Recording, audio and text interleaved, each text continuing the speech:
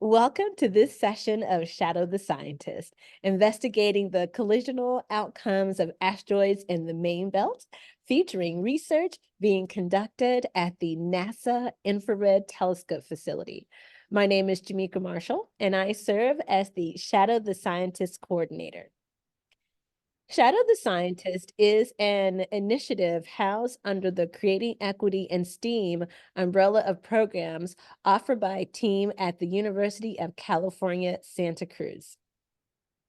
The NASA Infrared Telescope Facility, also known as IRTF, is one of the telescopes comprising the Mauna Kea observatories on the Big Island of Hawaii. The IRTF is a 3.2-meter telescope optimized for infrared observations. The observatory is operated and managed for NASA by the University of Hawaii's Institute for Astronomy, located in Honolulu. The IRTF is a classically scheduled telescope. So to make the most efficient use of telescope time, multiple observing programs are often scheduled each night. 50% of the observing time on IRTF is actually reserved for studies of solar system objects. In this session, we have the privilege of shadowing astronomer Bryce Bolin. Bryce is a NASA postdoctoral program fellow at Goddard Space Flight Center. He will be studying the remnants of asteroid collisions in the main belt and use that to determine their surface compositions. Along the way, he'll explain how using the IRTF will help astronomers better understand the origin of meteorites and how they are transported from the main belt to the Earth. Welcome, Bryce. Hey. We see that you're already going. We have 4 screens up for us to see already. Maybe you can give us a quick intro, and maybe if your colleague there would like to introduce herself, that would be wonderful. And then you could tell us about what we're seeing on the screen. Sure. Hi, colleagues here. I'm Callie. I'm the telescope operator tonight at IRTF.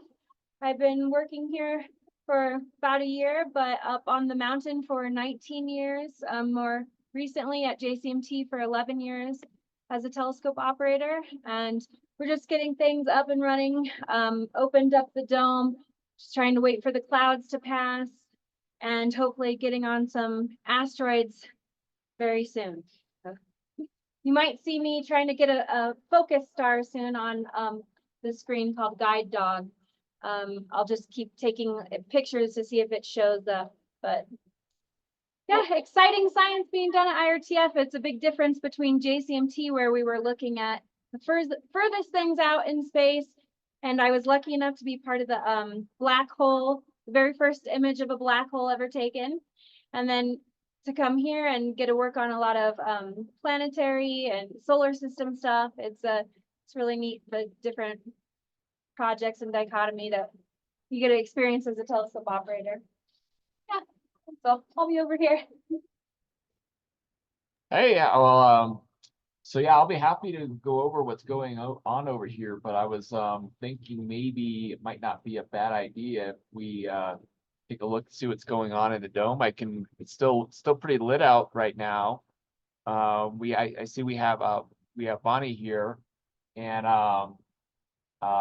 if you can see my screens, I can certainly go over that in a minute. But if you want, I can show the telescope. Y'all wanna see? I have on my phone here. Let's see if I can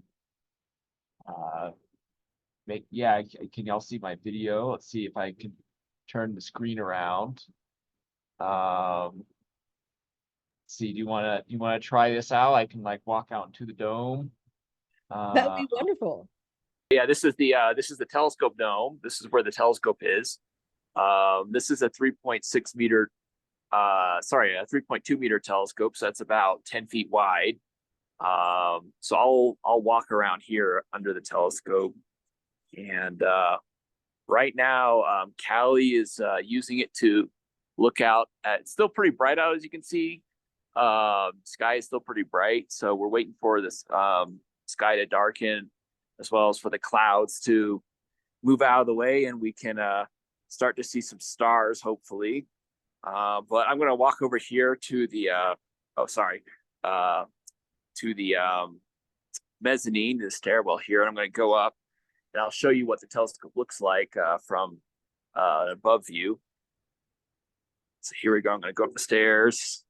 Hopefully the connection stays connected and we're not disconnecting here. That's perfect, Bryce. We're right with you. Oh, great. Oh, great. Let's see. So yeah, here's the telescope right here.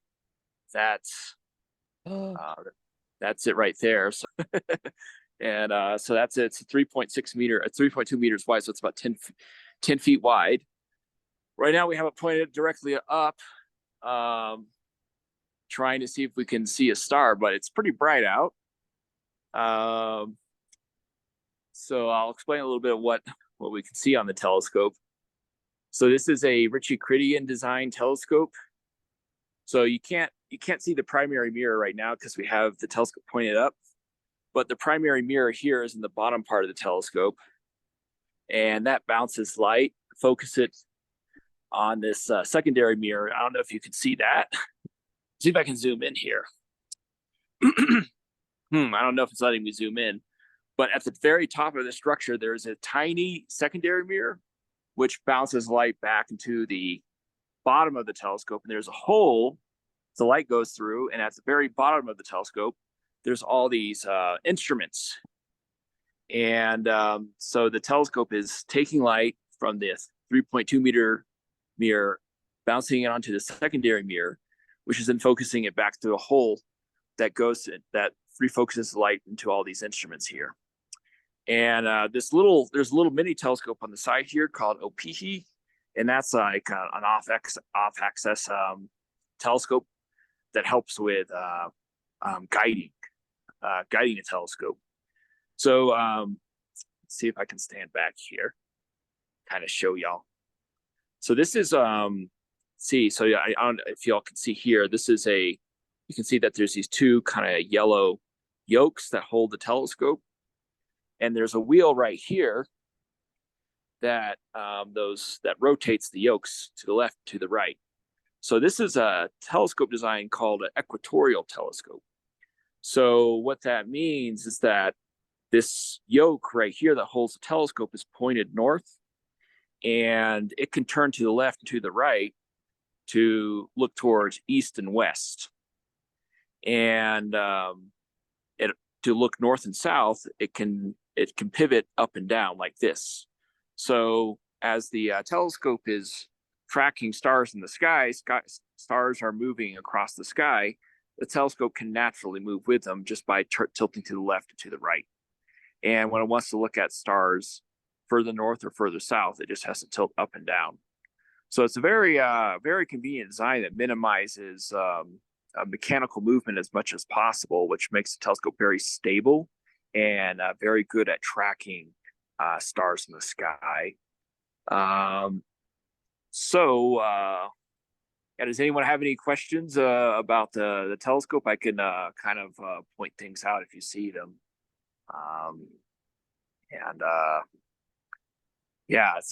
This is the IRTF telescope. I think it has a pretty color. It's a pretty color origin, and the instrument rack is blue. So let's see if I can get like a side view of it. But yeah, that's the IRTF. I do have a question.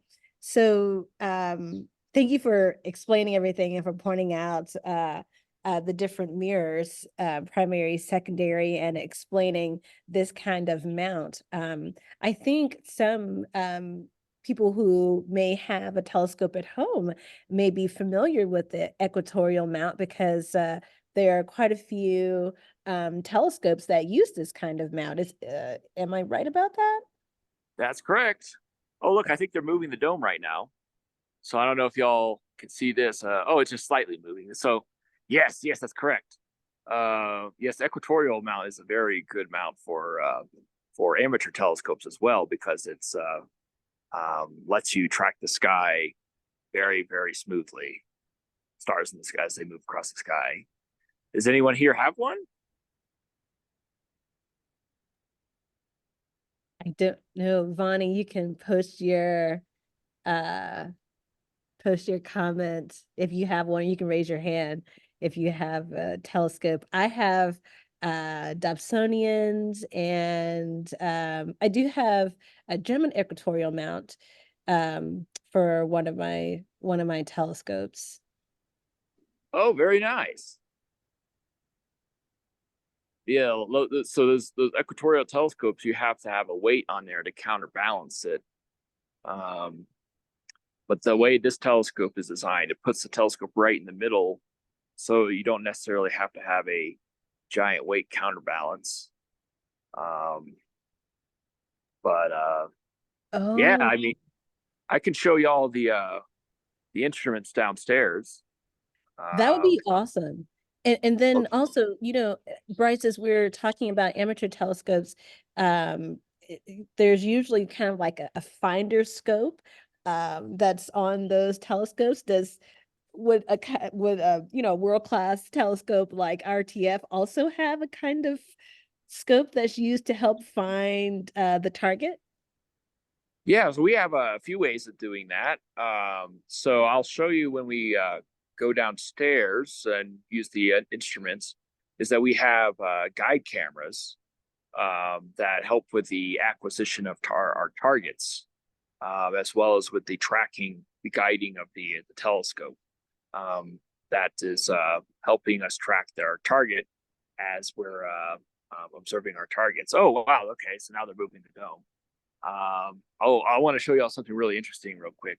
So the IRTF has these barcodes right here.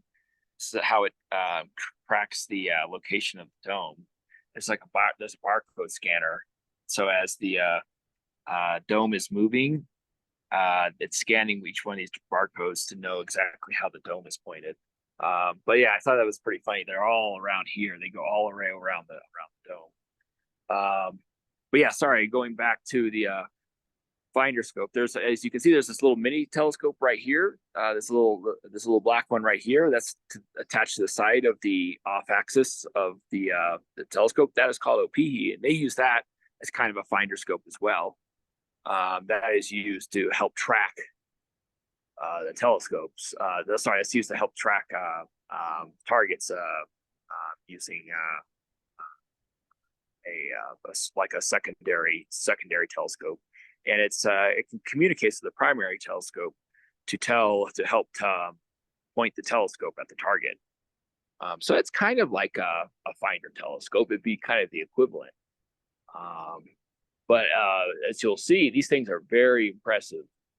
They have very accurate pointing, and yeah, I'm always very impressed with how well they work at pointing and tracking our targets. I'm going to go downstairs now, and I can show you our instruments that we're going to be using tonight. Let's see. So we have the bottom of the telescope is right here. So all the instruments are mounted on the bottom of the telescope. So this blue one right here is called SpeX. That's the one that we're going to be using tonight. And it is a near infrared spectrograph. So I'll explain to you. Hey, thank you, Callie. Callie turned on the lights for us. And I'll explain in a little bit what that is. This right here, there's a little side instrument connected to it. That's called Morris. Actually, I think you can see it. It's written on there. It says Morris. Can you all see that? Yeah, So we can definitely see it. It's labeled Morris. So we use Morris here as a as kind of a finder telescope. It's a finder scope. It's a side camera. It's not really its own telescope, but it's a guide camera that works in the optical.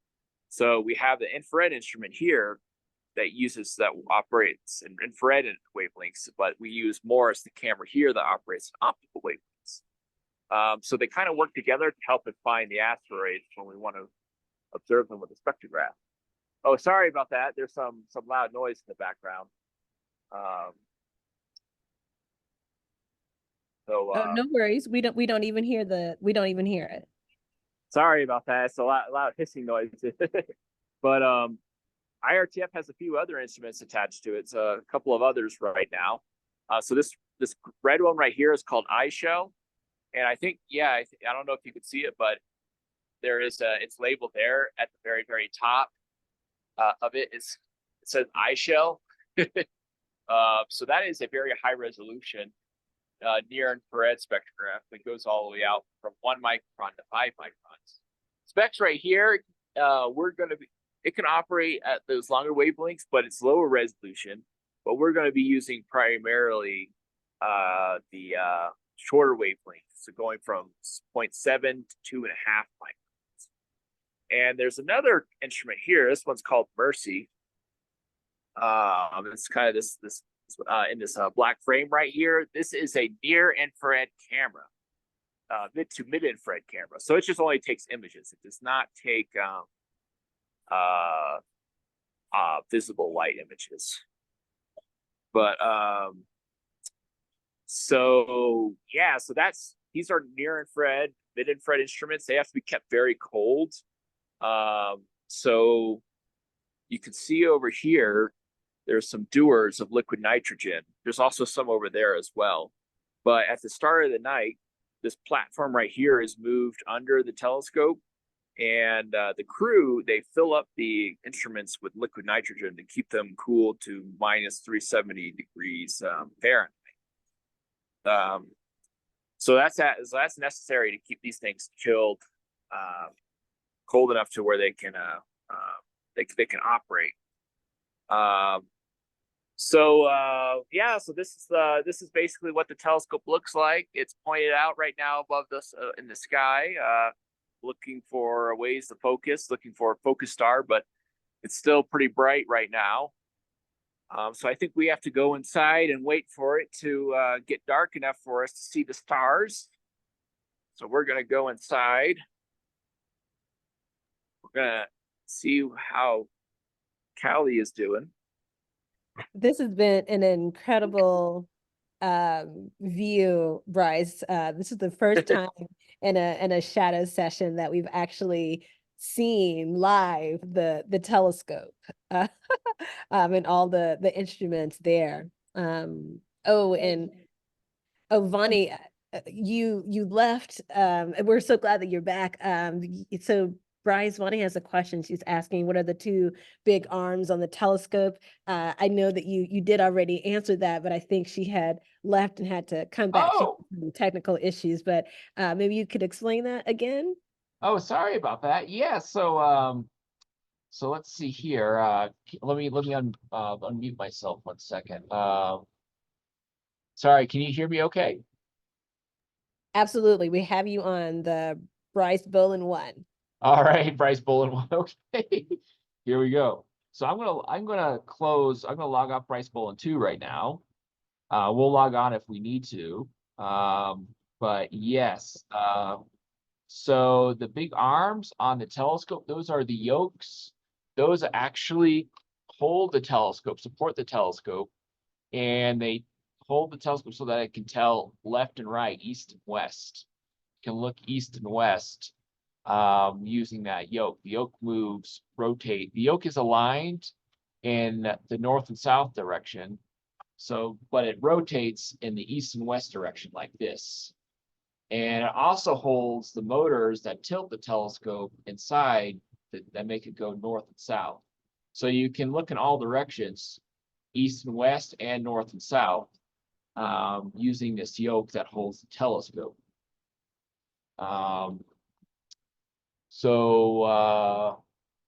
Yeah, it's called an equatorial design. Oh, I see. Running the focus script right now. I did get a manual focus, but I'm trying the script out right now. Oh, well, that's good. So we're seeing something through the clouds. Actually, looks like it's clearing up a little bit. Yeah, I think it is. So Callie is running the focus script. So she is gonna take care of that for us so that we get the sharpest images possible. Can y'all see my screen right now? Yes, we see the 4 screens that you are sharing. All right, so this screen right here is the one that Callie's operating right now.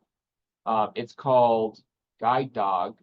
So this is actually in that instrument I just showed you, that blue box, SpeX. And that has several different instruments in there. It has a camera for guiding the telescope, and it has a spectrograph.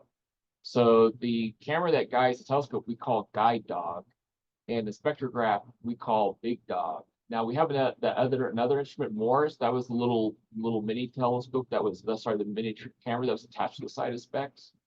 That is another instrument we use for guiding. Well, right now we're checking the focus of the telescope with Guide Dog, and Guide Dog is we're using it to focus. It looks like it's pretty good. Yeah, so the focus tool didn't produce a very great focus, so I'm just manually checking it.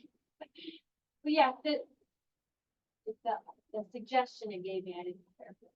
Oh, Manually adjusting it. well, thank you. I mean, it looks like a pretty good focus right now, though. It's very pretty. We'll be able to get on your house, right? Yeah. I'm pretty happy with that value. It looks like seeing estimate of 0.63. That's pretty good. 0.63 arc seconds is pretty good. Most observatories on the mainland, like in Arizona, New Mexico, California, they get seen around 1.5, 2 arc seconds. So we're seeing that's more than twice as good. So that's Mauna Kea is very special for that reason. It gives us very good seeing. We're very fortunate. We're very blessed to observe on Mauna Kea because it gives us really good conditions for seeing. We have very clear sky up here. It's very dry, which helps with the infrared. We're observing in the infrared, and it's a little cloudy right now, but the sky is usually very clear. So these kind of factors combined make it one of the best places in the world to observe. Probably the best place in the Northern Hemisphere. But yeah, it's a very special place, and we're very lucky and to be able to observe from up here. And so you can see here on the screen, Callie's focusing the telescope right here, and she's measuring a seeing measurement of 0.71 arc seconds. And so she's looking at a focused star, doing that. And if you're happy with that, then you can send me your first target. oh, hey, Greg is here. Hey, hi, Greg. So I have an let's see. So I have Callie's asking for our first target. So yeah, so I have the IRTF Zoom going on. Greg is logging in on that. We also have the Shadow of Science Zoom going on the the main computers here. So I have so we're gonna so I hope let's see.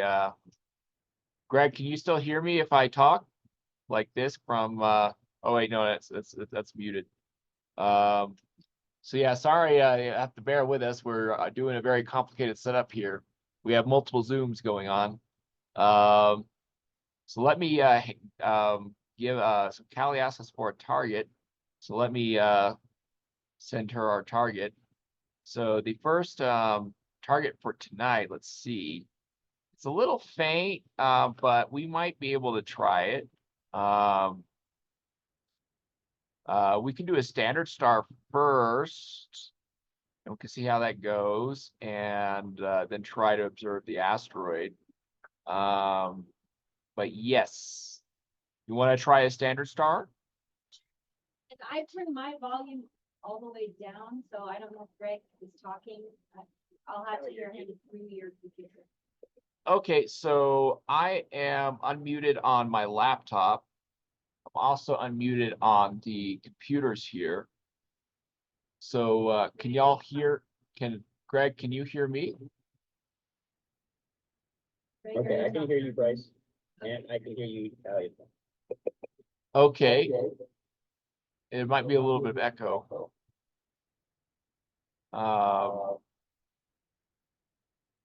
Let's see.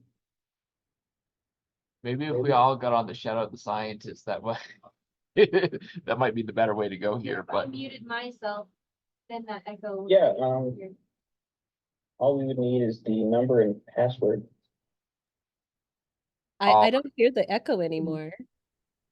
I think we'll manage this way because the shadow. Well, if Greg registers for Shadow of the Scientist, can he join us? Absolutely, absolutely. You can send Greg your Zoom access code. He can just use that Oh, that'll work. All if right. you're let okay me- with that.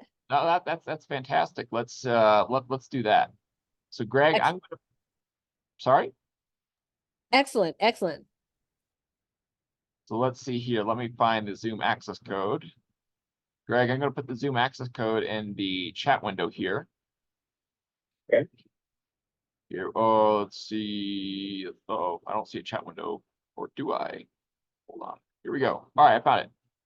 All right. So let me know if that works. Oh, sorry, Callie. Here's the standard star. Are you ready? Yeah. It is a Henry Draper star, HD 119856. 56. That is correct.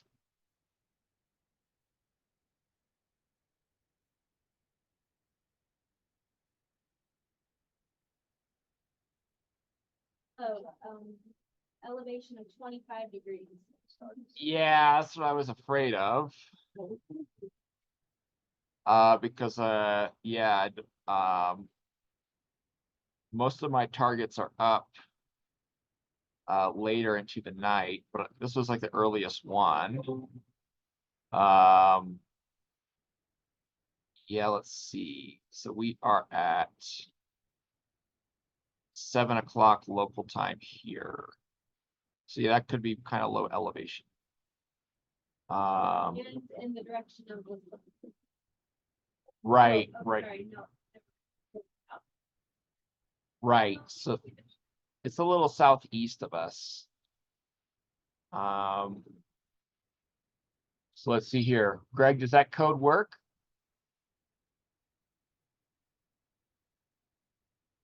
So I see Greg logged out, so he might be getting on Zoom right now. Awesome. Oh, here he And- is. So yeah, sorry about that. You are given the name Bryce 2 Bolin 2. So that's a little confusing.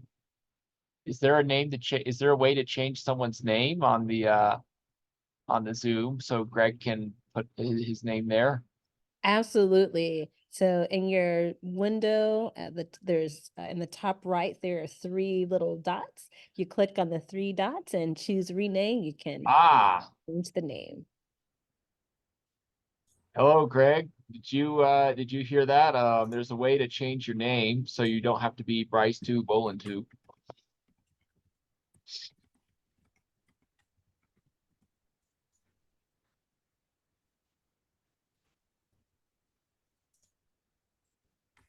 I can also change it since I'm the host. So I'll just change it to Greg. I've got to move the lower shutter all the way up, so. Oh, we gotta do the lower. We gotta do the shutter adjusted mode.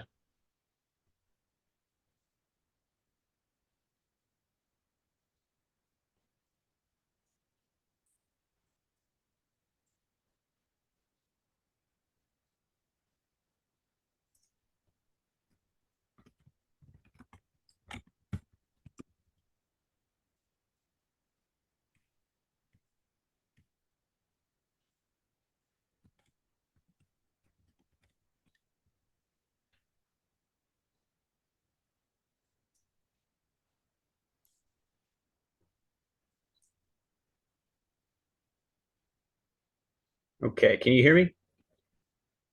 Yes. Yes. Yes.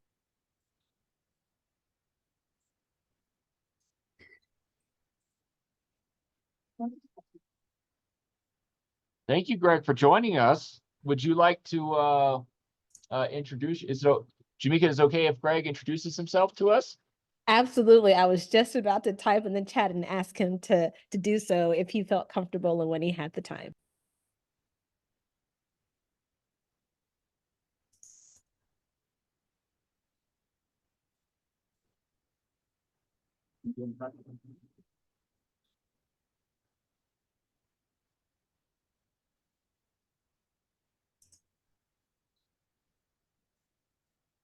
Oh, and Vani, I see that you have been putting questions in the chat. Thank you so much. We will get to those in just a little bit, but please Oh. feel free to continue posting those. Oh, I'm sorry, Bonnie. Oh, sorry about that. All right. So, yes, my apologies. Yes. So I have the questions window hidden here. So, your first question is, how many people does it take to run the telescope? Now, I'm going to defer that to Callie and Greg. So I think Callie might be focusing on, yeah. Greg, would you like to comment on that? Sure. I think it depends on what you mean by run the telescope. So overall, IRTF has a pretty small staff compared to other large telescopes on Mauna Kea. Keck, for example, has something like over 100 people, whereas IRTF has under 25. So we're a pretty small crew. But to actually operate it at night, it can be done by one person. But we have a policy where two people should always be there at any given time. So Callie is on the summit right now with a night attendant. But we have who also is named Greg. Oh yeah, the other Greg's there. And then we have 4 support astronomers, and that includes the director and deputy director. We have a crew of engineers. We have a day crew, which is currently understaffed. Right now, I think it's only 3 people. It should be about double that. And we have, correct me if I'm wrong, Callie, I think like 4 operators right now. 5. Okay, 5.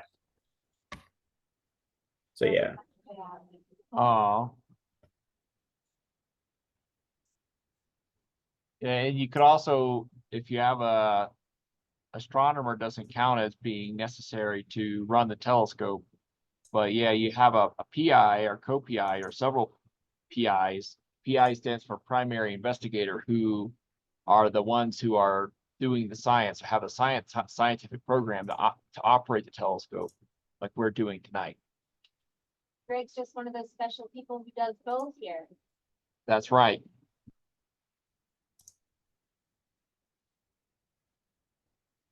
So are we focusing right now? I already got a initial point in focus. Now I've tried to go to his standard star, but I think we're just in some clouds right now. Yeah. It's actually a beautiful sunset if you were to look at the Oh, wow. the camera out there that we're kind of missing. So I'm not seeing this source, so I'm gonna try to slid a brighter object, but we are at 26 degrees elevation right now, so we're pretty low, and Yeah. there's still quite a bit of clouds at low elevation. Still a bit early.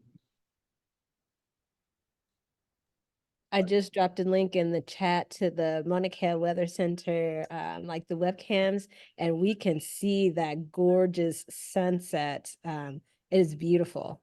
Oh, yeah. See. Yeah, the IRTF has the front door camera. Wow, that is amazing.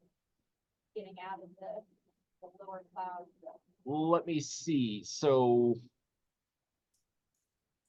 I mean, what we could, so these are all, let me get the ephemeris for tonight for these targets. So we are doing 2806. 1 second. Yeah, I can get you a standard really quick. Now, right now, Greg, I'm just trying to spiral. See if I can find this in HR star, like a format. Okay, so it looks like you don't have the guide mirror in. Right, Are you I'm hope- trying to just spiral with guide dogs. Oh, okay. Okay, I thought that might be what you're doing. Yeah, because it's so cloudy. Sorry about that. I'll get some targets that are a little bit closer to being overhead. So let me try this one.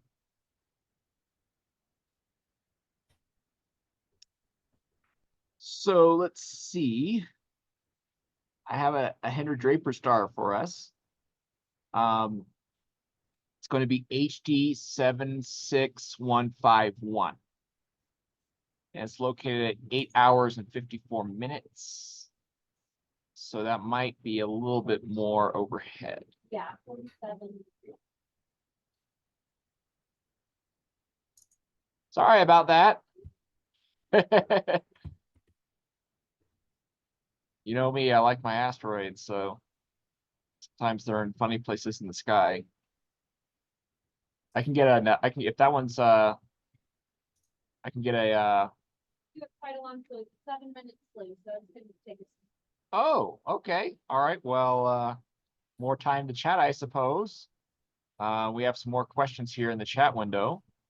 We do, and we had someone else join us.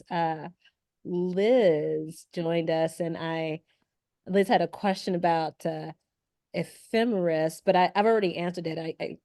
But please add to it. The question was, what is ephemeris? And then I said that ephemeris is generally the location and velocity of an object. That's right. I can show you what an ephemeris looks like. Let's see. Go. I'm gonna go to the Minor Planet Center website. So I have 4 panels here. So this top left one is Morris. That is the optical camera that is mounted on the telescope. We have Guide Dog, which is the guide camera that operates in the near-infrared that is inside SpeX. And then we have Big Dog on the lower left-hand panel here, which is the spectrograph. And then on the bottom right-hand panel, we have a web browser. So I have the Mauna Kea weather page on there. So I can check the weather. I can see what people are reporting for seeing. But as well, I can also show you what ephemeris is. So the Minor Planet Center is the International Astronomical Union's site for taking track of and computing the positions of asteroids and comets in the solar system. So I will show you what an ephemeris looks like. So we're gonna look up the ephemeris for an asteroid called 28006. And asteroids kind of have funny names like this, you know, that are numbers. Sometimes they can be mixed letters and numbers. But this one, its name is 28006. And I'm going to look up the ephemeris for today's date. So right now in Hawaii, it's still May 27th. But we compute in astronomy everything relative to universal time, which is Greenwich Meridional time. It's a city in England. And the time there is it's May 28th. It's 5:14 a.m. May 28th there. So we're going to ask the ephemeris service to generate us ephemeris for May 28th. We'll do 60 or so dates to output in increments of 5 minutes. And we're located on Mauna Kea. So we have an observatory code here. because you have to use the location of where you are on the Earth at the time you're generating this ephemeris to compute an accurate position. For distant objects, it's not very important, but faraway objects is more important. So I click on the generate ephemeris tool. So I don't know if you can see this, but see if I can make this a larger zoom in. This is there we go. Yeah, is that if I increase this window over here? Can everyone see this? No Yes. one- So this is what an ephemeris looks like. So we have the name of our object 28006, and then we have a table here that gives us the date, time, the RA position, declination position, as well as some other information about where the asteroid is located in the solar system.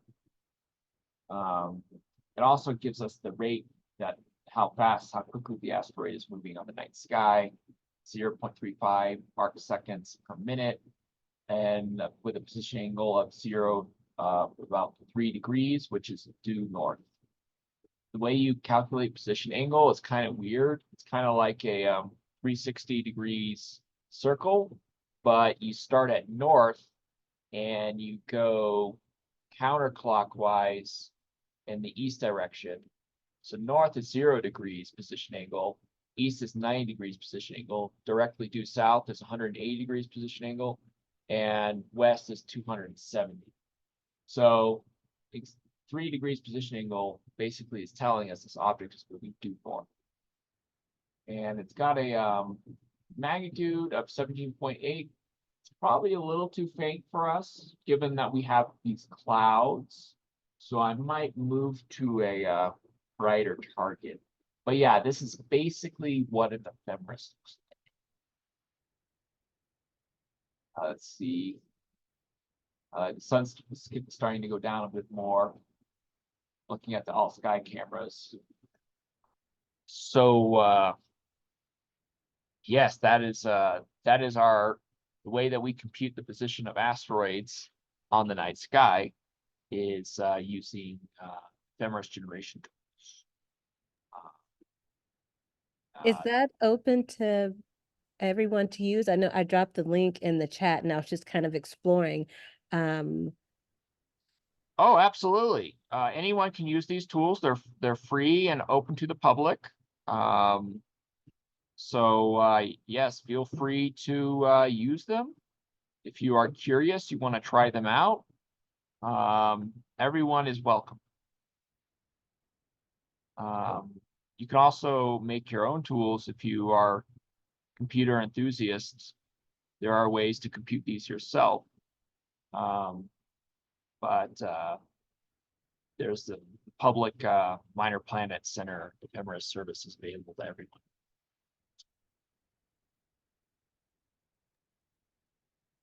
Awesome.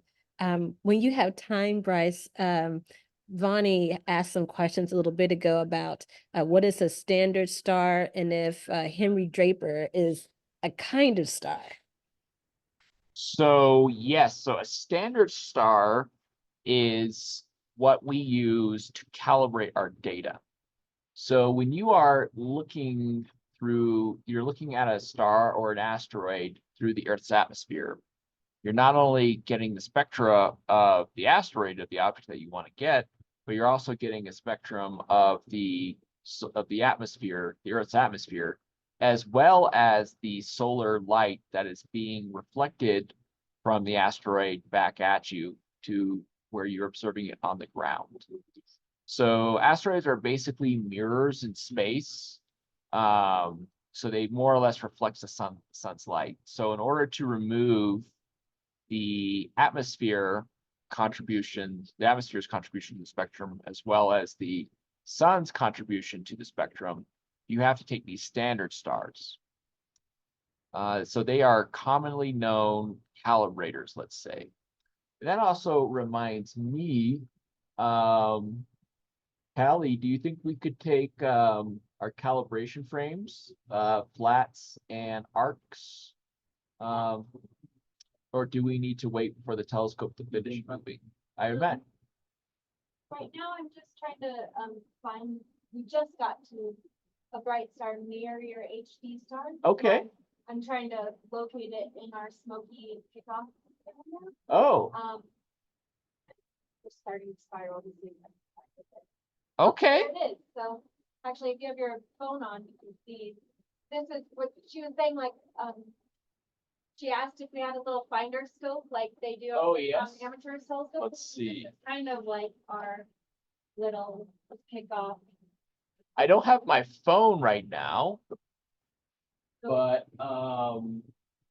what I can describe, there is a screen next to the operator. Let's see, I can actually, you know what? I hope I'm not making everyone sick on the camera. But you can see where Callie is sitting, she's pointing. There's a computer screen right next to her that is, this is a pickoff mirror camera called Smoky. called Smokey, like Smokey the Bear. Yeah. And she sees a pretty bright star there. Yeah, there's a pretty bright star there. It's a bit of a wider field of view, so that it helps us to locate these brighter stars. And then I'm gonna salute to your HD Oh. star now, and with pointing update, and salute to your HD star, and take that smoky mirror out. And theoretically, your HD star should show up pretty close in the DV. Okay. I'm moving the mirror out, and we're saluted. So it's not there, the mirror's out, and we can just take a quick image and you can see your HD star. There it is. So All right. Well, that's fantastic. That looks great. Now, what I might do is so that we can get the quick look data viewer going, I might do Cal's real quick, run a Cal macro. All right. So don't worry, we'll discuss the question about Henry Draper soon, but before I do that, let's run a cal script. So we are going to run a calibration script that is going to do a number of things. So if you look here in the bottom left panel here on Big Dog, we're running this script called ucal prism 08, because this is the script that works with the way that we've set up the instrument. And the script is going to do two things. It's going to take what we call flats as well as arcs. So the flat images basically allow us to remove artifacts from the camera, from the individual that are in the camera from the individual images. And we are going to take what are called arcs. Now, Greg, do you know what chemicals are that are used in arc? Is it neon or is it argon? What kind of gases are in the arcs? Do you know? The arc lamps?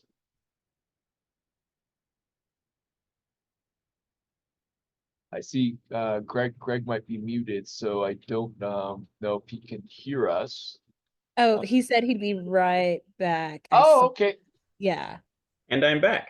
Oh, hi, Greg. We have a question for you. Oh, okay, shoot. So we are running the ucal script right now. On the lower left-hand corner here, you can see on the Shadow of the Scientist Zoom, we're doing right now the flat fields. This this removes what we consider to be artifacts from the camera. Now we're also going to do arcs. We're going to take arcs, and that's basically where we take spectrum of a gas in a lamp that is electrified in a lamp. And do you know what gases we use? Is it neon, argon, or xenon? I believe it's argon. Ah, okay. So argon has a pretty well-known spectrum. And so basically what we do is we use the spectrum of argon observed by the instrument to tell us where at each pixel, which pixel corresponds to a particular wavelength. So this is more or less a camera that we are using dispersive elements to create a spectrum on the camera. But each pixel in the camera corresponds to an X and Y coordinate. And we want to know which X coordinate corresponds to a wavelength position in micron units. So I've run an extraction of the spectrum right here of a profile cut of the spectrum. So you can see here on the lower left hand subpanel of Big Dog, we have the spectrum of argon right here. So now we're all set up. Our calibrations have completed. So we now know when we are taking our data, we can get an estimate of what the data, a quick look at the spectrum. So we are now on a calibration star. I'm going to do our setup to take the spectrum of the calibration star. So with Guide Dog, we want to acquire the star with Guide Dog first. We're using very short exposure because this is a very bright star.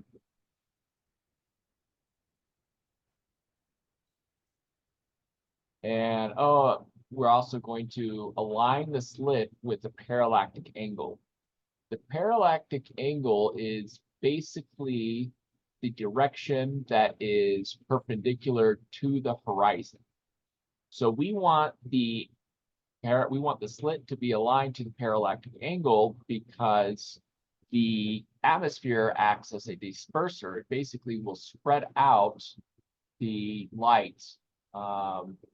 And if we do not have the slit aligned with that parallactic angle, the Earth's atmosphere will disperse the light, moving parts of it off of the slit in a way that is dependent with, in a way that is coincident with wavelength. So we are going to put our target on the slit here. Now, Bryce, isn't this the standard? Yes. So let's change this to standard here. Right. So we want to use that as a data category of standard. So, all right, I think we should be good. This is a bright target. Let's see. Our buffer here. Play action, let's zoom in. So what the guider is doing, it wants to put the star right where that slit is. So the cross is the approximate location of the center of the slit, and the centroid of the star is this purple square right here. So what the guider is doing is moving the star onto the center position of the slit here. So now it's gotten it pretty good. So we're gonna take a spectrum here. This is a magnitude 9.9 star. So I think if we do 2 coats of 5 seconds each, I think that will be more than sufficient. And we'll do 4 cycles. I will explain in a minute why we do 4 cycles. So we're taking our data now. And so we'll see here, we'll see fairly soon what the A image looks like. So I didn't go into this into detail, but when you're observing in the near infrared, you are observing within what's called, this is a bit high. So I'm going to stop this. Yeah, we should probably lower the exposure time to maybe 1 second. Let's do that.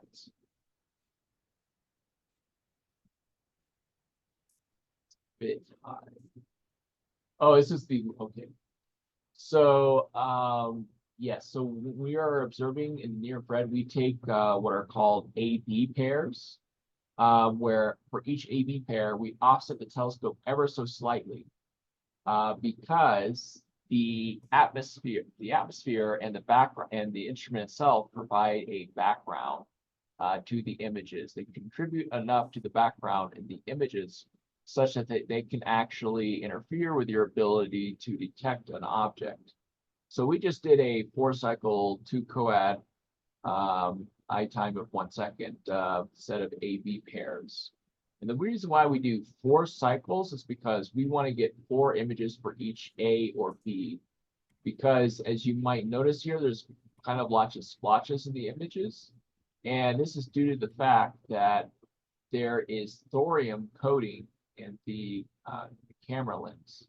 And the thorium releases radioactive particles, which can interfere with the camera itself. So if you take 4 images, each A and B, you can eliminate those artifacts. So let's see here. Sky is still a bit bright. I do not see too many stars on the all sky camera.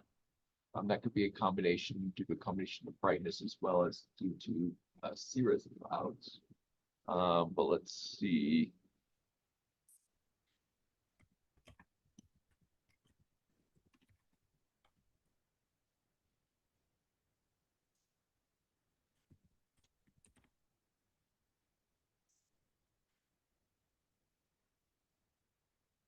All right, 2806,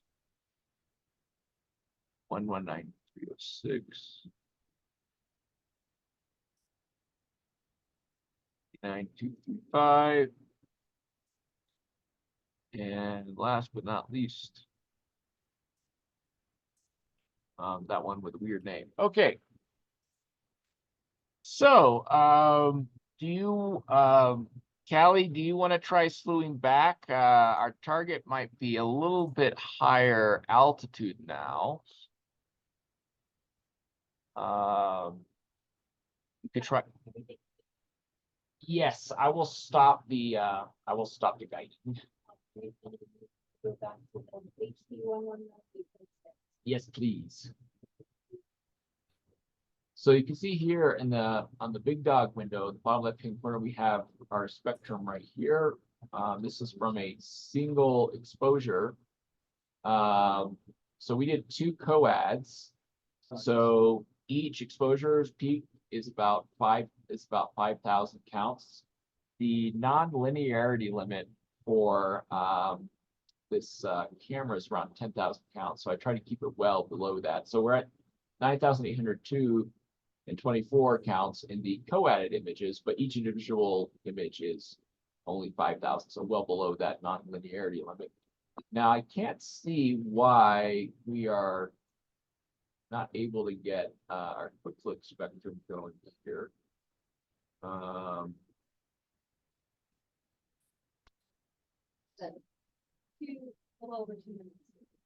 Okay, that's not so bad. Faster in one direction than the other for some reason. You did Well, take Cal's, right, Bryce? I did. Okay, then yeah, quick look should work. Yes. And autosave is on, so they should be in there somewhere. Maybe we have to. Oh, I think it only works when you're getting A-B pairs. Okay. Oh, did I not do A/B pairs for that one? Well, all right. Well, forgot to set the beam pattern to A/B. That's okay because that was a fairly bright star. But for the next stuff, we will definitely do A/B pairs. Okay. All right. Well, that's great. We now have we have an explanation for why we are not getting a complete spectrum. Was someone observing during the day today? Not today. Ah. Because I was the one who observed last night. And yeah. I logged out of everything. I did not change any of these settings. But it's okay.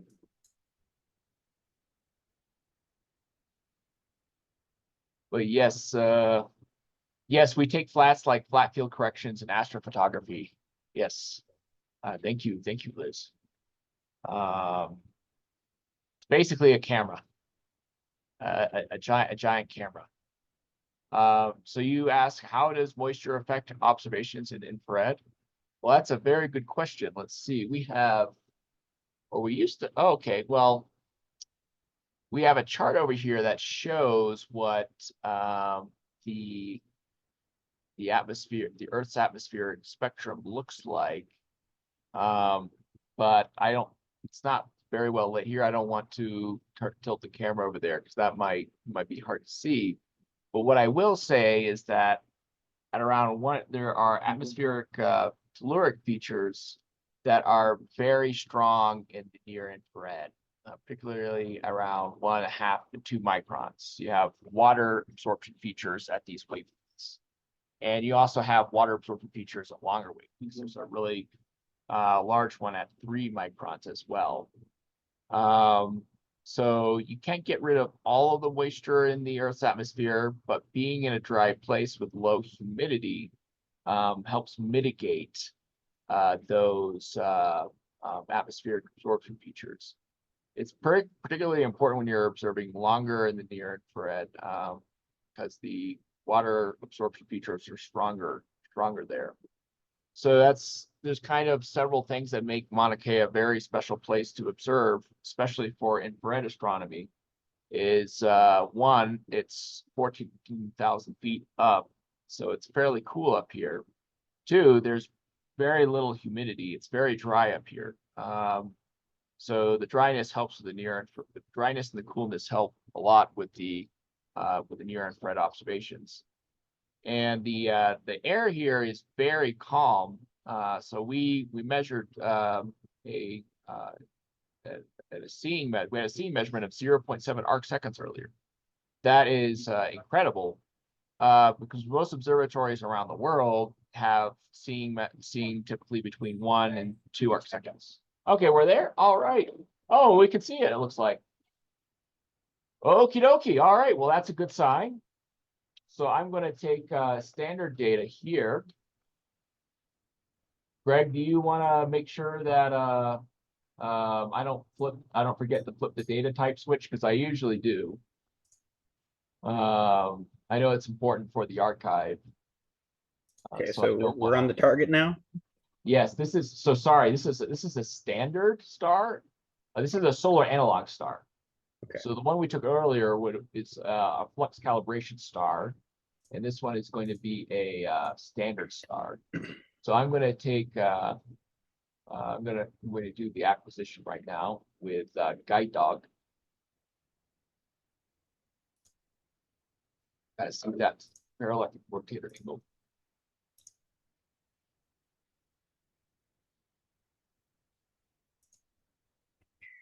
So you were asking, Bonnie was asking earlier, who is Henry Draper? And I should know this, but I apologize, I don't know it very well. But I think Henry Draper was someone who did astronomy as a side gig and cataloged lots of stars. So his catalog is called the HD catalog, which stands for Henry Draper. So I think a lot of people in astronomy, I think he was around in the more than 100 years ago. So he must have been using visual equipment, visual observations aided with a telescope. I'm not sure exactly how he would have done it, but he is well known for cataloging stars and estimating their brightnesses based on visual observations. And his catalog is still so good to this day that people still use it because a lot of these stars are fairly bright. Okay, so I'm going to be doing guiding. So a lot of stars are called HD something, where HD stands for Henry Draper. Yeah, I put a link. I had answered. Vonnie actually had to go, and so she had. Oh, yeah. Oh, no. No, she just left. It was late where she was. I think she said Memphis, so it's maybe 11:30 or 12:30 there. But she said thank you, and I, hopefully she'll join future sessions. But before she left, I'd put a link and answered her question partially and put a link to the catalog there. But yeah, in just looking that up, it says that actually Annie Jump Cannon compile this list. And it was that Henry Draper's widow donated the money to finance the creation of this catalog. Very interesting. Wow. Well, good for him. Good for Annie. Counts are a little bit low here, so I'm going to increase the exposure time by a factor of 5. We are looking at a higher air mass. Our air mass right now is, let's see, 1.9. That's a bit high. But this is a fairly bright object. So hopefully, when we observe our asteroid, it will rise a bit, be a little bit lower air mass. But we'll give it a try. So here is on Big Dog, we have the spectrum coming in right now. We're finishing our first cycle, our first AB pair. So hopefully we'll get a nice quick look spectrum pretty soon.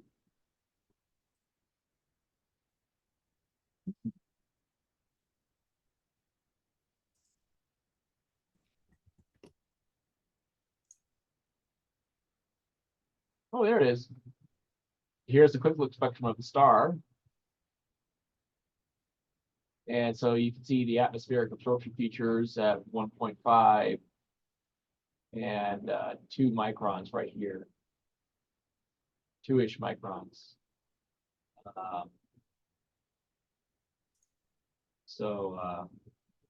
Yeah, that's why we take these standard stars in order to remove the telluric to do what we call a telluric correction.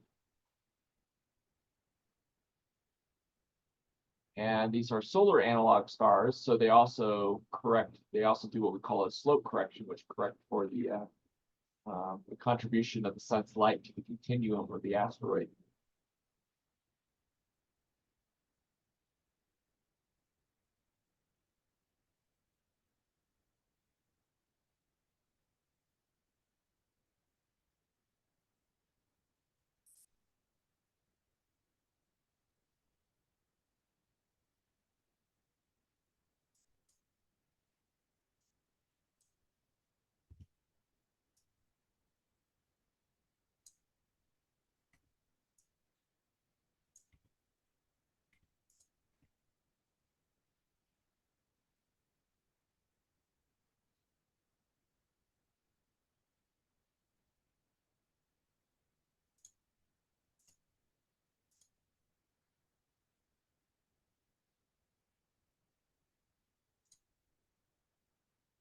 But yeah, I was very lucky yesterday and today. I got to see a very nice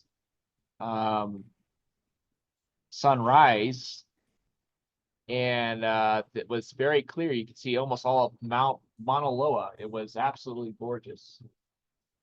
You can see down into Hilo. You can see down into Waimea. It was absolutely amazing.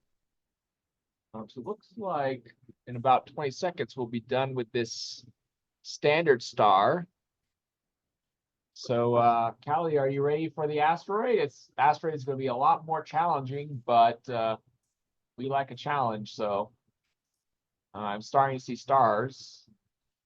So it might be clearing up a bit. Still bright. The sun is at minus 12 degrees twilight, so it's still a bit bright out there. But might be clearing up a little bit. I still see some clouds kind of in the periphery of the camera, so that must mean that they're out there.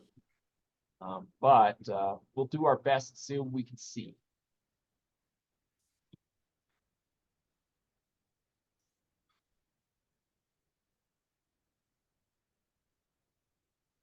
But yes, this is a very good observational astronomy experience.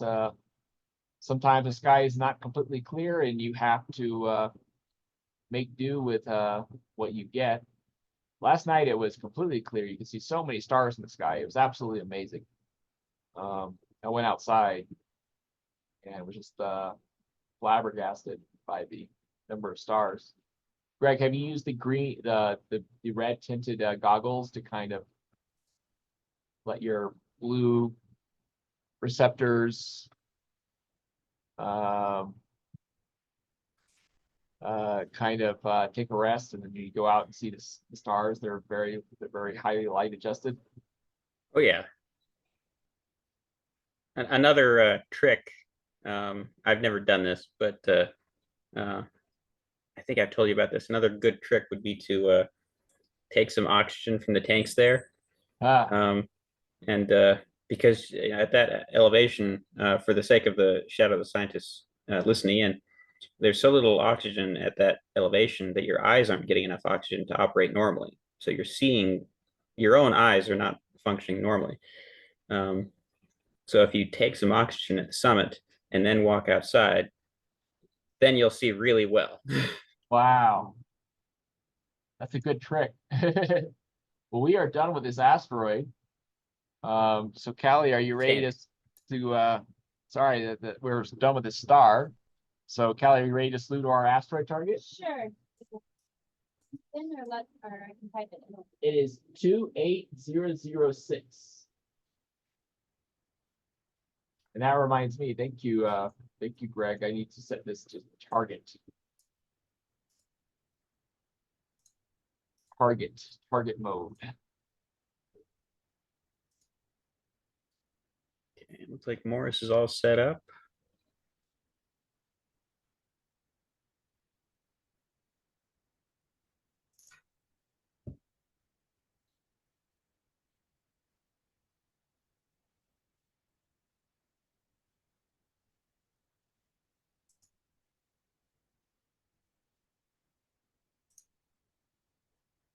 Right side.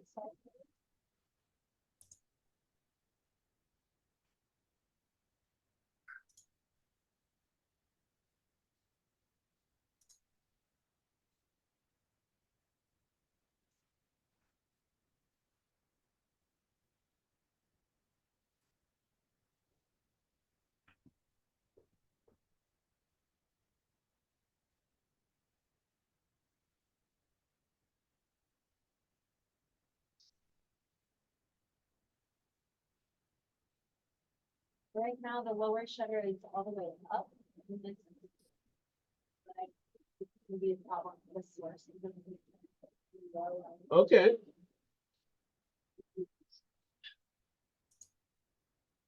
Do we need to go into low shutter observing mode?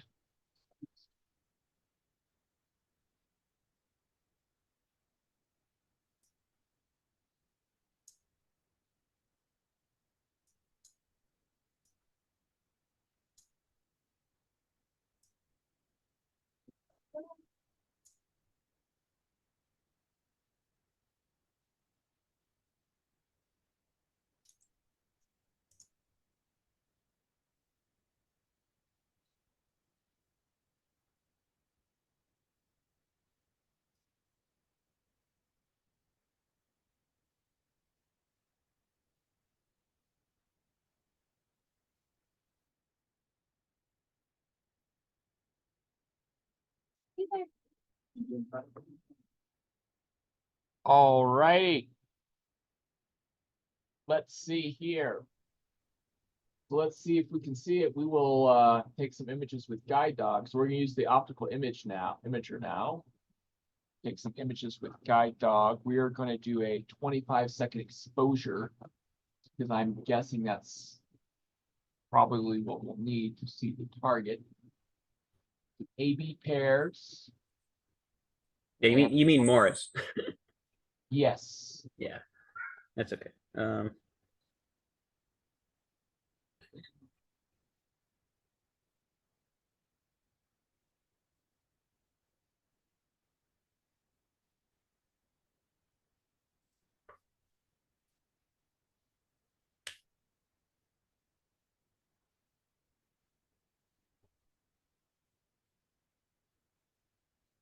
There it is.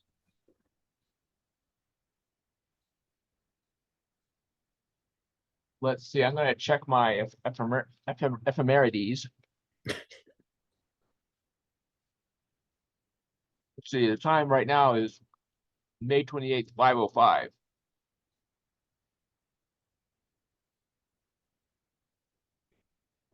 That's it, I'll be very happy. Loading up a binder chart using Pansar's catalog. All right. I'm gonna go I ahead and think that's sync it. the rotator. Thank you so much. I think that's it. That's our asteroid. Well, okay, and I can see more stars on the all sky camera, so I think things are clearing up, and we can be in business.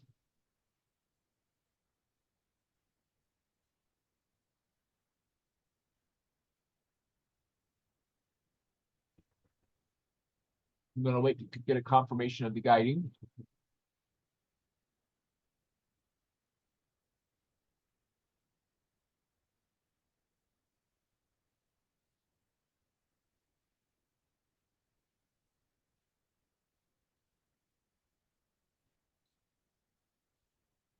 You could probably trim your eye time a little bit.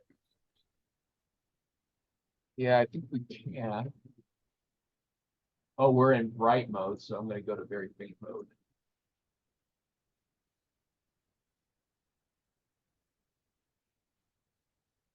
Bright mode will probably help.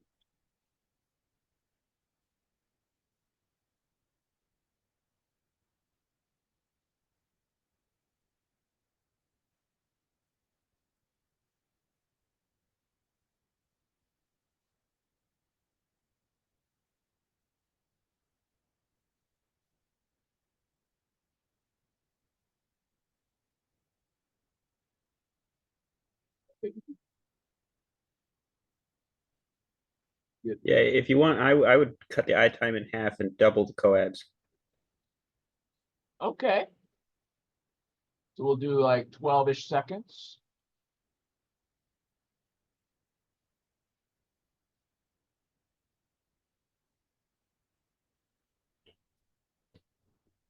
Does it it adjusted in real time, right? Yes. Okay. So that's leaves me with some optimism that I don't think we're going to need an uber long eye time on guide dog to see the asteroid. You synced it to the rotator angle, to the parallax angle. Yes. Awesome, thank you. So I'll use a 30-second eye time. We'll play it safe. I'll hit go. We're still in the K filter. Oh, Maybe you want yeah, J? let's go. Yeah, let's go with a J. Yeah. So yeah, someone changed all the settings between when I was home last night. Yeah. So I was the last person to observe last night, the first person to observe tonight, but somehow stuff changed. Does the day crew change stuff? They weren't in today since it's a holiday, Oh, but possibly someone who's looking at something from down below.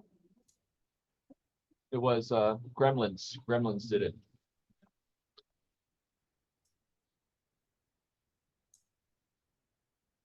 Well, we also always check the focus in K. Oh, right. That makes sense. Yeah, someone had the 30 arc second slid in. So I was like, wow.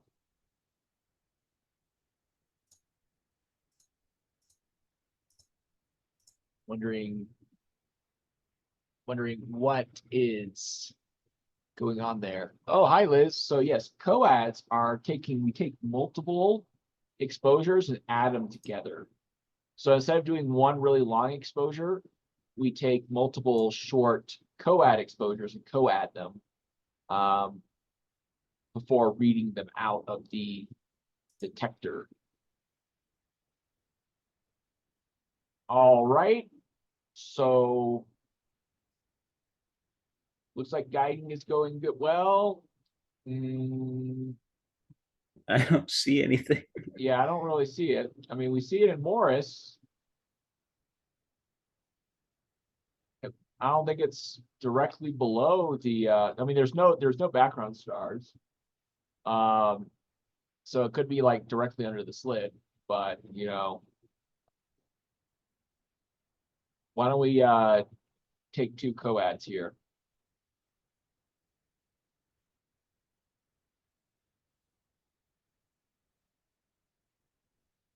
Guide dog.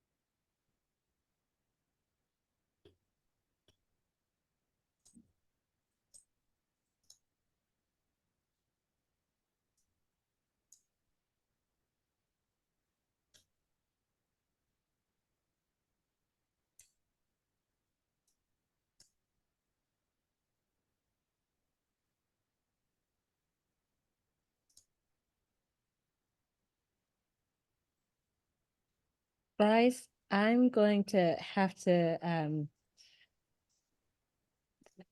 look at to help Raja log into his CAC session real quick. Can I make Okay. you the session host real quick? Sure.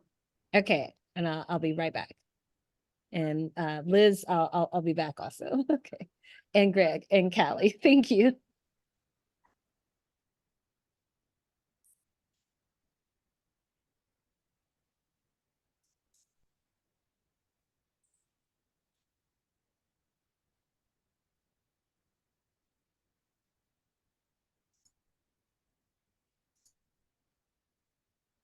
I think I see it now. Yeah, I think that's definitely it. Yeah, What do you think? Just go ahead and that's got to be it. yeah, it's got to be. I agree. So I'm going to set up the Morse Skybox adjust. I'm going to draw the square there. Calculate those offsets, apply a TCS Morse, and turn off the TCS guiding on guide dog. Hit go. Yep. And I think we can just assume it made it in. So I'm gonna start the exposure time. Now this is some difficult observing conditions. So I'm gonna do 8 cycles, 2 coads, 60 seconds. Hit go. We're gonna get it though. I have a feeling. So it looks like our asteroid is on the slit right here. And we're taking our data. We'll know in about 3 minutes if we got a good trace. I mean, I think this is going pretty well. The sky's clearing up. This kind of, oh yeah, look at all those stars. Can you all see that? And the all sky camera on the bottom right hand panel right there, it's all cleared up. Yeah, it looks pretty good. Yeah, so I think we're in business. Yeah, it just happened last night. It was kind of cloudy, started the night, and it cleared up, and then it was just gorgeous for the rest of the night. So I think I'm gonna try when we're done here, I'm gonna try the oxygen trick. I'm gonna get the goggles going and the oxygen going and see how that is. Yeah, thank you, Liz. So filters, yes, Liz, that's a very good question. So we have multiple instruments here, multiple filter setups. So it's a tad bit complicated with a lot of stuff going on.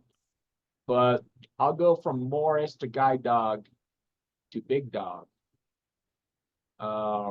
so we just got our, I think we just got our first trace.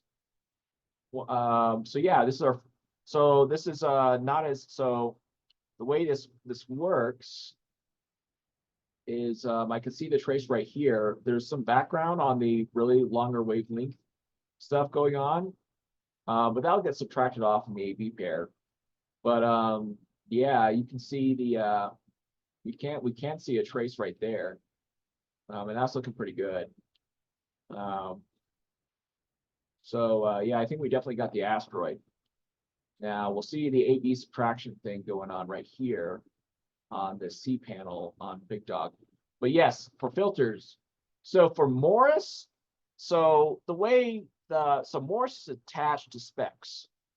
And the way SpeX works is that it has a dichroic in it that basically separates the light at a certain wavelength and sends light wavelengths shorter than longer than that going in one direction, and light shorter than that going in a different direction. So we have a dichroic at 0.7 microns. So at 0.7 microns and shorter, that's going to Morris, and 0.7 microns and longer, that's going to Guide Dog and Big Dog.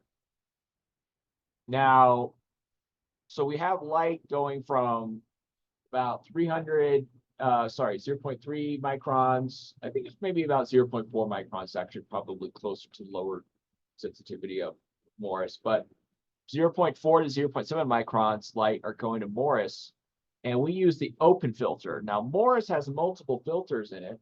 It has the Sloan filters in it, G, R, I, and Z, as well as some specialized filters, but we use the open filter for maximum throughput. We're not really calibrating the data. We're not worried about calibration. So it's okay. But we use the open filter because we want max throughput. And for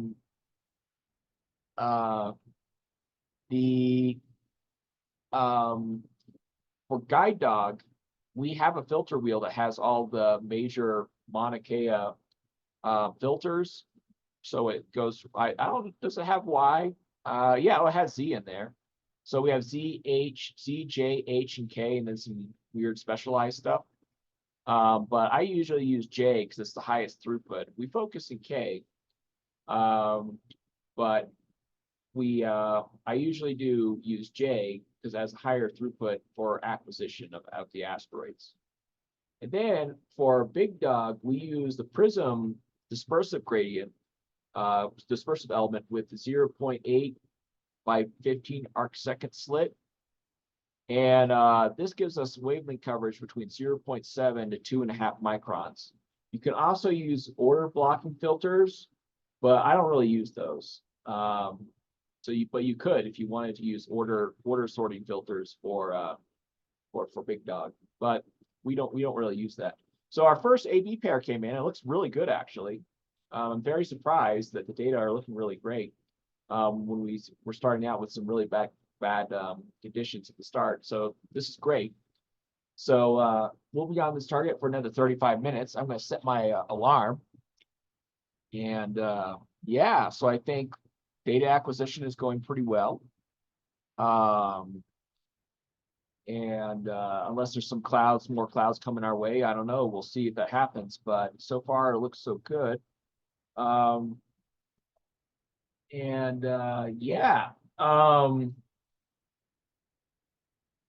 our first AB pair is looking great. We have a quick look spectrum here. The quick look spectrum is showing us signal noise between about 10 and 2, but that's just one of the pairs in the AB pair. So we're going to get 16 images total. So co-adding them together, we'll be able to multiply that by 4.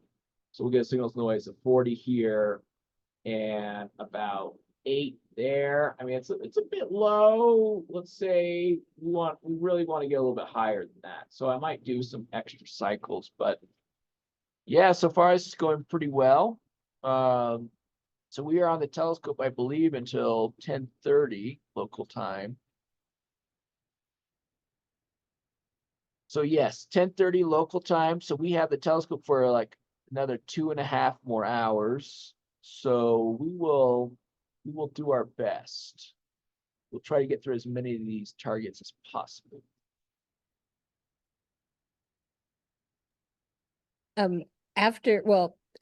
Liz has another question about how you choose targets, and then after that, I have a question, Bryce. Sure. So Liz is asking, how do you choose targets? Well, that's a very good question. So, pointing a telescope at a target, and taking data of it, that's one side of the problem. That's a whole problem in itself. As well as coming up with an observing plan, so a list of targets, and executing through the night and figuring out how to most efficiently go through that target list to take as much data as possible. That's another problem too. But then you have the problem is, what kind of targets do you want to observe in the first place? And so that is a whole separate type of science going on. More or less what I've done is I have figured out where in the main asteroid belt, asteroids are collisional fragments that are all associated together in a group that we call a family of asteroids. That we call an asteroid family because they had a common collisional origin. They were all a part of one original parent body that was a large asteroid that broke up into many fragments of smaller asteroids. And so I figured out which asteroids in the main belt belong to this asteroid family. I have a target list. I have a list of asteroids, and it's about 400-ish objects. And so what I do when I observe, I figure out which of those targets are going to be observable throughout the semester. And I come up with a target list, a list of objects that I want to observe, and then I go and do those observations. So I choose the targets that are going to be bright and observable during the semester. I focus on the brightest targets first. I want to go after the brightest stuff first, and then I will focus on less bright things. So we just got our first two pairs. The data are looking pretty good. Signal to noise of 15 through about 3.5. So I think that is going pretty well so far. Yes.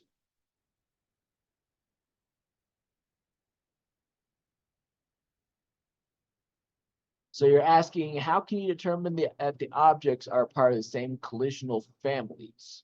So what we do for that is we use a model that describes what we think is how asteroids are evolving in their orbital locations within the main belt.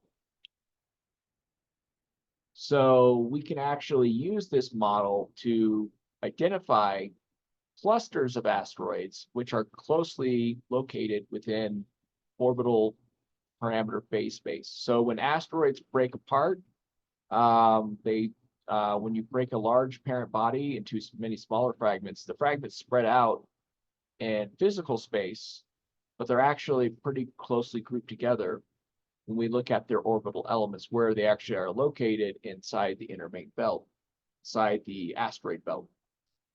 And so we can actually determine what the level of, let's say, association between asteroids for randomly distributed asteroids in the main belt that are not associated with each other, but just by random chance might be close to each other. And then we can use that as a way to estimate as let's say a lower limit on the association on which we can determine if asteroids are associated with each other. And if associations of asteroids are significantly have a higher, stronger association than that, let's say that random background level, then we have what we think is we define this group of asteroids as a collision family. And I want to ask, so I assume collisions are happening all the time. So are there new collisional families being created That's kind of right. regularly? So we have young asteroid, we have asteroid families as young as a few 100,000 years. So we found an asteroid family called the Datura asteroid family that is less than a few 100,000 years. That is located in the main belt. So collisions in the main belt do occur frequently, relatively frequently. But they don't occur every day. It's not an everyday occurrence. They occur every couple 100,000 years where they create a new asteroid family. Now there could be collisions between small asteroids that occur more frequently than that, but they are usually too small to make an asteroid family. But that's fine. But for the larger asteroid families, they occur. The family creation events occur much less frequently on human timescales.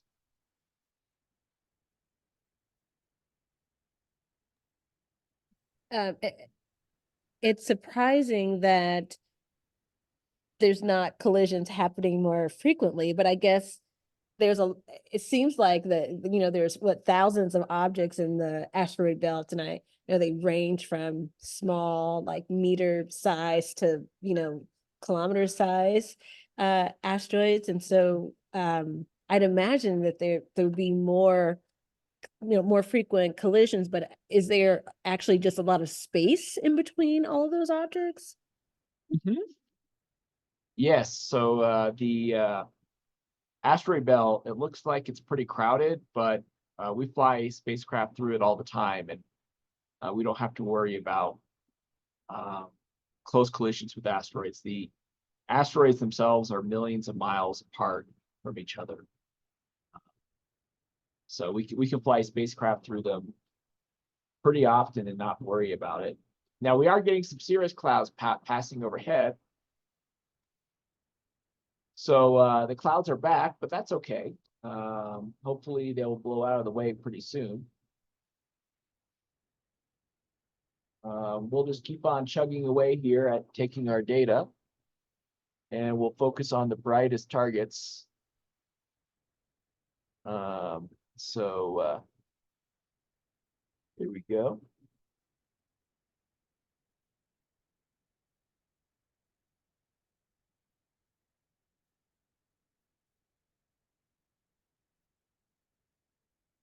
We'll just keep on chugging away. Focus on the brightest targets that are at the highest altitudes. Can you all see that on the all sky camera? There's some cirrus clouds passing overhead. They're not completely socking us out because we can see stars in the background, but there are parts of the sky where they can be pretty thick. But we'll be fine. I think they will blow away, but it could just be that we have cirrus clouds passing overhead now and then. Let's see what the cameras look like. Oh, it's too dark now. There is a Liz says that the clouds look kind of cool, kind of cool through the camera. I mean, yeah, they do. But you don't want to see any of those clouds. No, but you kind of have to learn to live with it. It's part of being an observational astronomer. It's weather can be uncooperative. So I think every time I've observed on Keck, I've had nothing but like clouded out nights, or only very little part of the night where it wasn't clouded out, or foggy, or too much humidity. And there was, when I was a postdoc at the University of Washington, there was one telescope where I think I had 6 partial nights that year, and every partial night was closed due to weather. Wow. So yeah, it's just part of being an observational astronomer. It's the weather will get you. You know, just we have an atmosphere and weather and clouds and things. No, it's not a very profound thing to say, but Some of the telescopes on Mauna Kea do Q observing instead of classical observing. yeah, For one of maybe the last few. well, Keck does classical. Subaru has a like hybrid classical and Q mode. So when they have their hypersuprime cam on the telescope, I think they operate Q mode, but there are other instruments that they operate. I think some of them still operate in classical mode. With JCMT, Gemini. Yeah, JCMT is service mode, Q mode too, right? Yeah, Gemini, I heard they do classical nights, but you have to like, it's a special request. And they may not necessarily grant that request. UCURT, I'm not sure. Is UCURT a Q mode? they're Q. Oh, okay. SMA, are they Q? Q, yep. So it looks like we may have lost our asteroid. I don't know, it might have a hard time finding it. So I might increase the eye time to 25 seconds.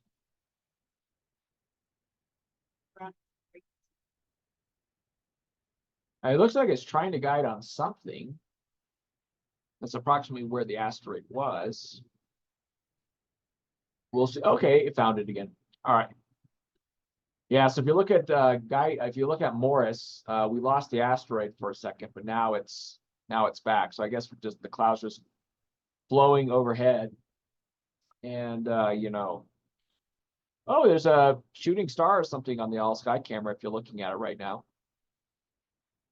There's a streak right there. That looks like a shooting star. Not there anymore.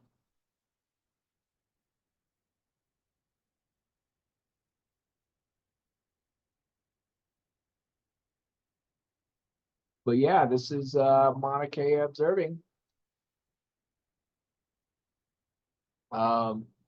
We do have a forecast website, but during the weekend or on holidays, it's not very good. Doesn't get updated. So this was the forecast as of Friday. So they were saying there was lots of clouds, then maybe not some clouds, but then some clouds again. So yeah, last night there was no clouds. Even though the forecast said there would be clouds. But you know, we don't have the person who does the forecast doesn't work on the weekends or doesn't run it on the weekend or holidays, which is understandable. But if you're trying to observe on the weekend, then makes it kind of tough to understand what's going on with the weather. I wanted to ask about the connection between the asteroids that you observe and then understanding how those connect to meteorites that are found on Earth. Do you use like spectroscopy to make those connections? Yeah, so using spectroscopy, we can actually measure the mineralogy of the asteroids. And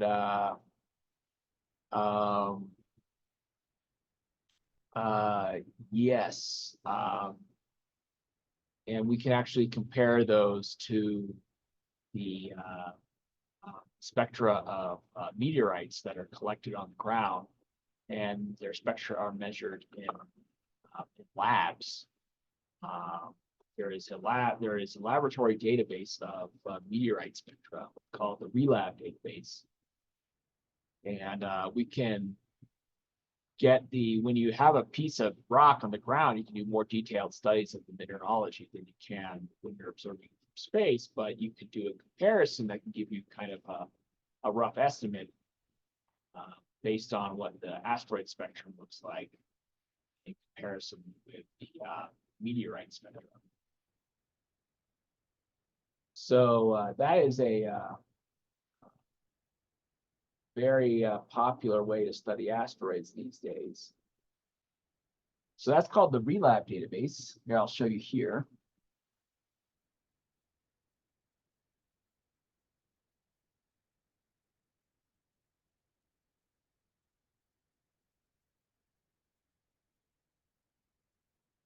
So it's at Brown University.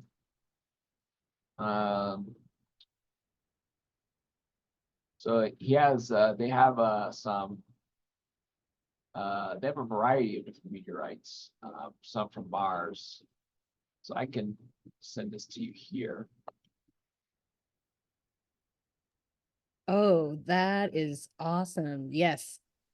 Thank you. Okay. Oh, thank you, Greg, for the explanation in the chat. Yes. Thank you, Greg. Yeah, no problem. You're just unlucky, Bryce.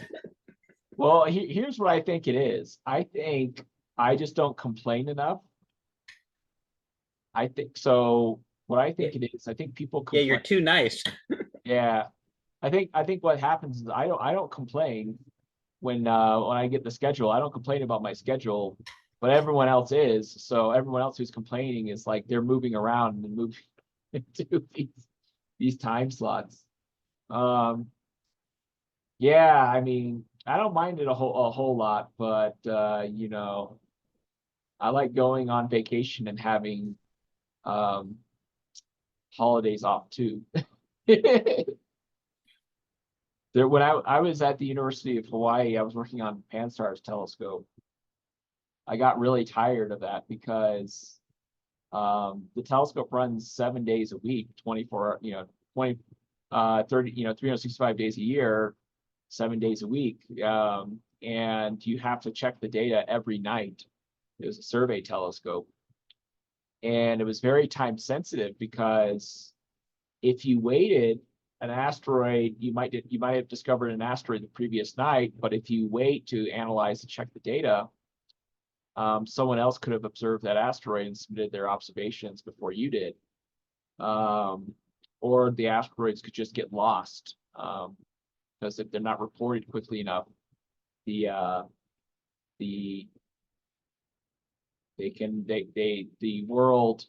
world has this community of asteroid observers, and they need to know as quickly as possible about new asteroid discoveries so they can follow them up so they don't get lost. Yeah, I see it's clearing up a bit, and there's like, yeah, you can see shooting stars and stuff, or maybe there's satellite trails, I don't know, but yeah, it looks like the sky is improving. But yeah, I would I would find like all these interesting asteroids on the weekend because no one was looking at the data, finding comets and asteroids, and that was a lot of fun. But after 3 years of that, I got kind of burnt out because yeah, the weekend work, holiday work was piling on me. But I moved to France after that to do my PhD, so it was nice. Yeah, doing the asteroid comet stuff with Pan-STARRS is a lot of fun. As y'all know, Pan-STARRS found the very first interstellar comet, interstellar asteroid, interstellar object, Oumuamua. And yeah, it's Pan-STARRS is a powerhouse. I think it's one of the top discoverers of, see if I can pull it up here.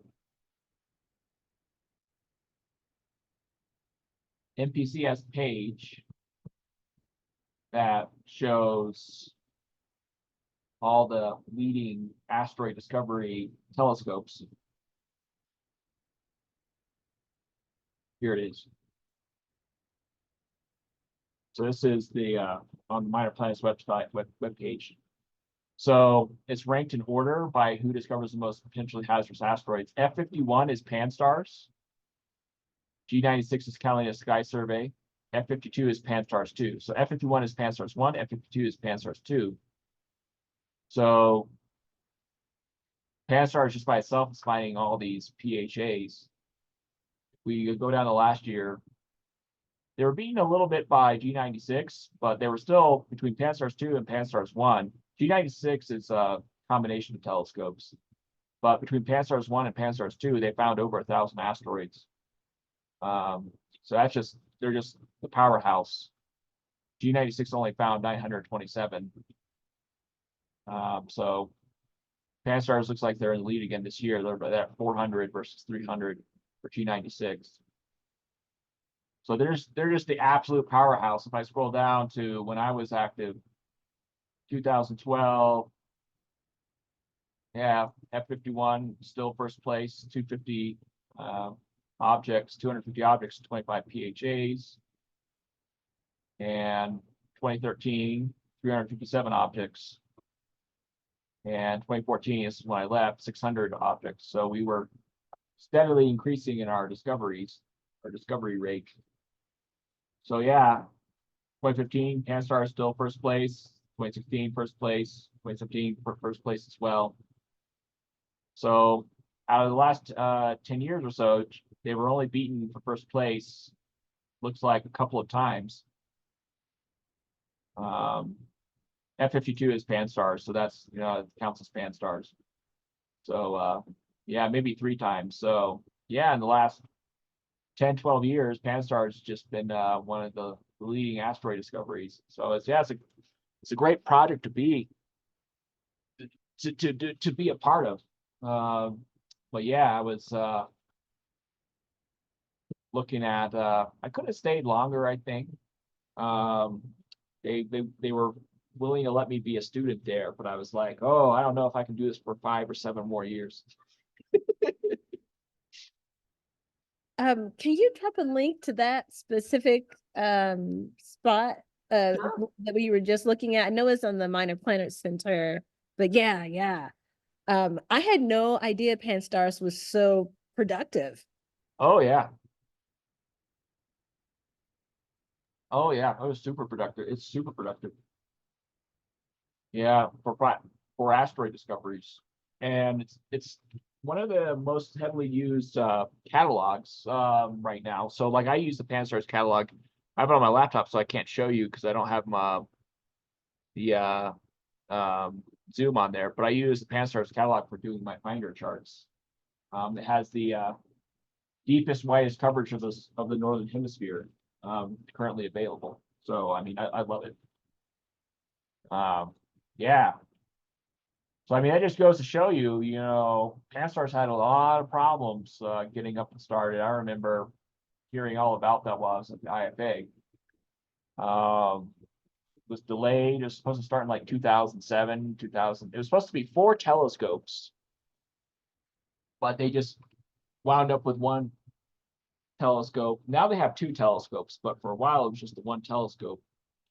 And the camera had all these cosmetic issues, but you know, you can overcome these things. These things can be overcome and still wind up to be an amazingly productive and beneficial facility that benefits the community in so many amazing ways. So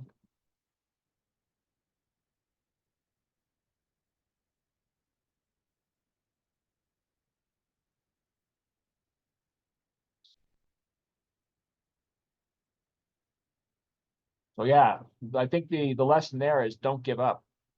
You know, it's Pan-STARRS is kind of the you know, the little engine that could. Actually, it's actually pretty it's I wouldn't call it a little telescope. It's actually a pretty decent, for an all sky survey. It's a pretty decent sized telescope. It's 1.8 meters. Yeah, so on Mount Holyoke, and they have 2 now. So it's 2 1.8 meter telescopes working together. I think until Rubin Observatory comes online, until that thing really starts spooling up, Pan-STARRS will probably continue to be the #1 asteroid survey. Wow, I had no idea. I really didn't.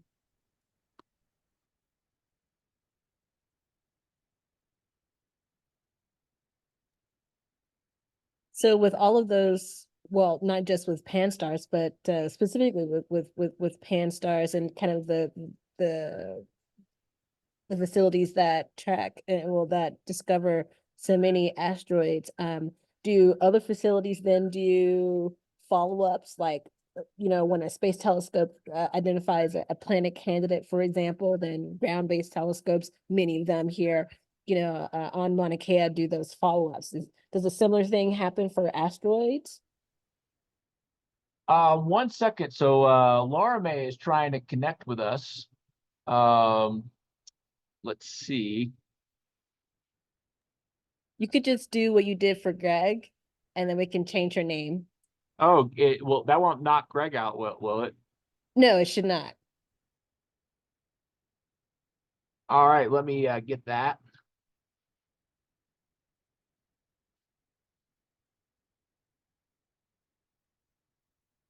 All right, so she's going to be Bryce 2, Bolin 2. Woohoo! Well, we have more R2D2 type names joining us.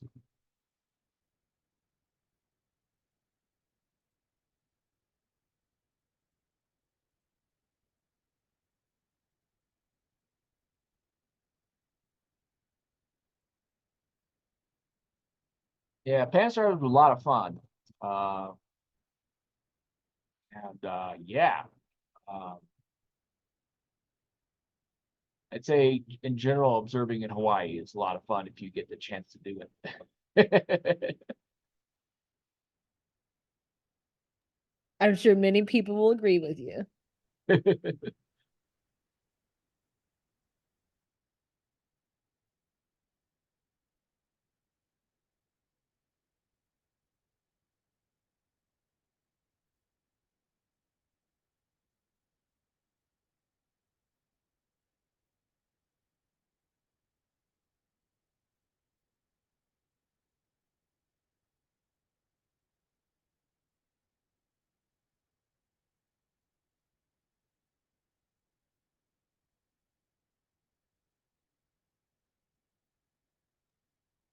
Liz says, thank you. It's been an informative, fun and informative session.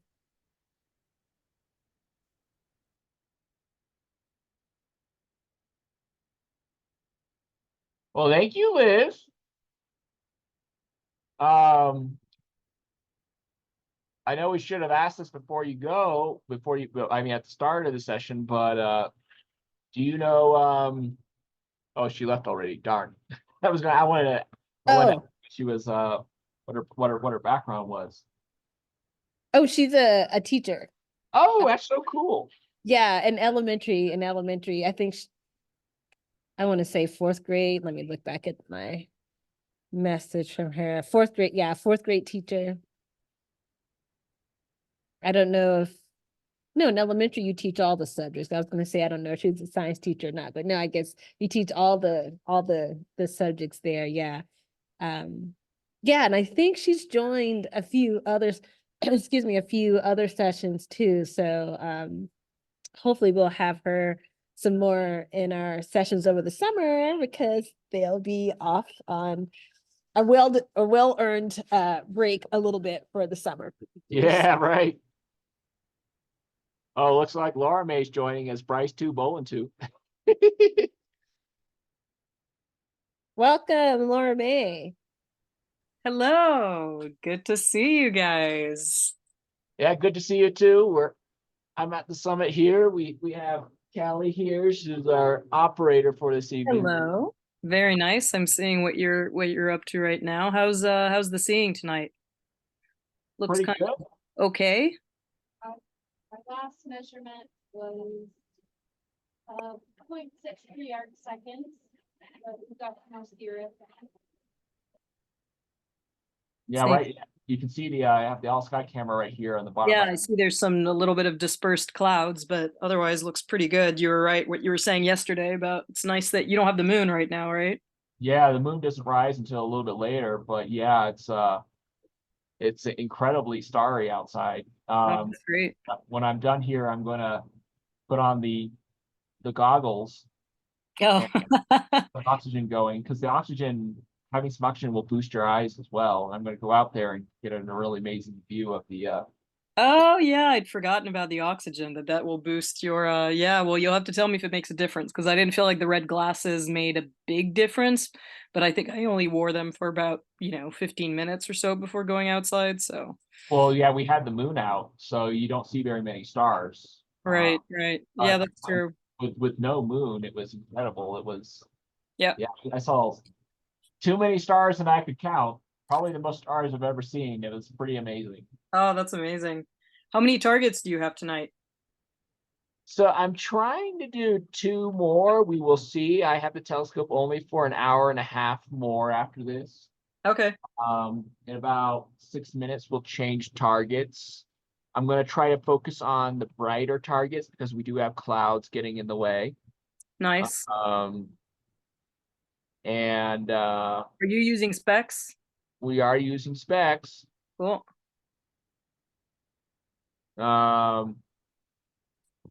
Yes. And yeah, so the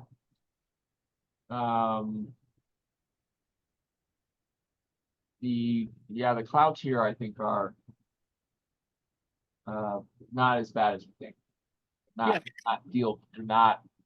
It's not socking us out like they sometimes can. Yeah, I was gonna say it doesn't look like it's sucker hole astronomy right now. Yeah.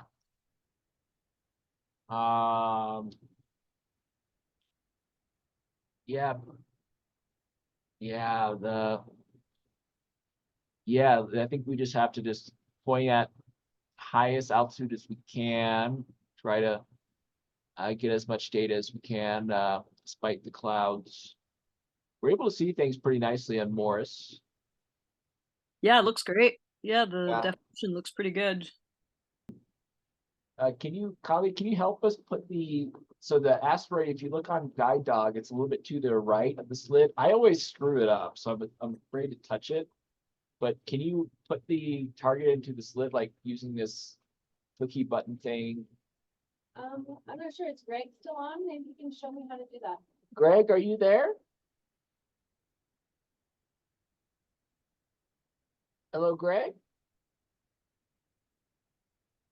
You just move it onto the slit now while it's lighting. Yeah, I'm not sure if like that moves the stars or moves the slit. It's like it could go in the opposite direction you want it. I haven't done it. Actually, It might be doing the wrong direction to what, east and versus west. yeah, so that's the thing. It's because we're now like tilted, right? So we might want to go south, maybe. Yeah, arc seconds. I'm gonna press south. We'll see if that does it. I'm learning something. Yeah, I honestly don't know if this is gonna work, but we'll see. Just bumping it back in. Yeah, because the slit width is about 0.8 arc seconds wide. Uh-oh, no, it didn't like that. So let's see. It didn't like the bump. Hold on. Looking at Morris. You have access to move the slit from there? So we're looking on Guide Dog. Let me get a more zoomed in view here on 8. Oh no. Yeah, this is why it can sometimes take a long time to Yeah. acquire. Well, if Greg shows back up, Greg, are you there? I would love to learn this because Greg, do Greg, where did you go? you wanna paint? So nice having an operator also on. Greg. Sorry, Laura-May, I was telling Bryce that I'm the least experienced operator. Oh, I it's all just good. came here from JCMT after 11 years. We're happy to have you. January. I think I moved It it seems further you're doing away. great, so I don't know that you know. Seems the night's been flowing. Why What- don't you drop an email to Greg? Drop him an email. He might see it better. I hate writing emails. Well, if you want to text him, go ahead, but I don't think you have text. I hate texting even more. Yeah. Good to know. Good to Uh, know. Hold on. I like talking, you know. Sure. Yeah, Trying to call this one. little Greg. Callie, you trying to call me? Oh, yes, Oh, hey. They were just trying to bump, on Hello? Guide Dog, the star back into the slit, and I haven't done that, so I wasn't exactly Yeah. sure what directions you moved the handheld. yeah, we seem to be moving in the opposite direction that we want it to. Because Morris has it, but so I just did 3 south. And does that move the slit? I mean, I would presume it's going to move the slit south, so you know, that would make the asteroid in this case kind of go towards the left. Because the parallactic angle has it tilted so that north is kind of pointing north. It's kind of pointing to the upper left hand corner. Okay, let's see. That.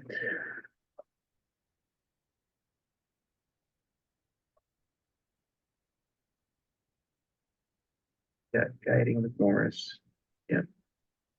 Oh, there it goes. I think it went in. How did you do it? I think it, so I bumped it 3 times to the south. South. So that seemed to have gotten it in. You did the yellow. Yes. So I'm going to get Big Dog started. Let's see if it stays in there. Stay in the slit, asteroid. Don't you dare move. Have a cheat sheet for these directions. So. Yeah, it's there.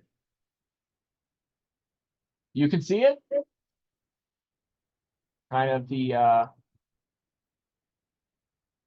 light leaking out from the side of the slit. Yeah, So just if it's ever off to so the slightly. right, then you bump it to the south. Well, that's the thing. You got to look at the parallactic angle though. Okay. So you see how that it's twisted so that north is kind of pointed to the upper left hand corner. Yes. Okay. So south is, yeah. Oh, that's how you do it. You zoom box. Ah, there you go. That's what that box does. All right. Yeah, it's there. Is it? Maybe it's a little bit to the right. Oh, there it goes. All right. Wow, that. It's playing peekaboo. But yeah, I mean, Morris is guiding like a champ, but doesn't seem to want to stay under the slit. Non-sidereal right.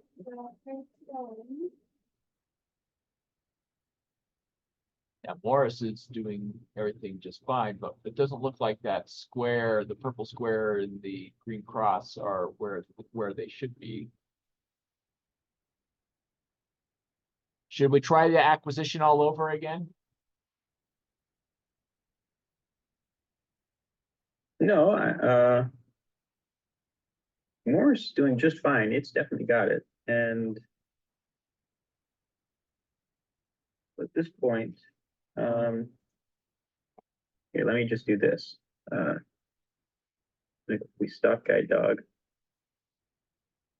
and then tell it that it's right there. Go to offset. That's Guide Dog. Keep it offset. Pretty much nothing. Apply offset. Done. Off and go.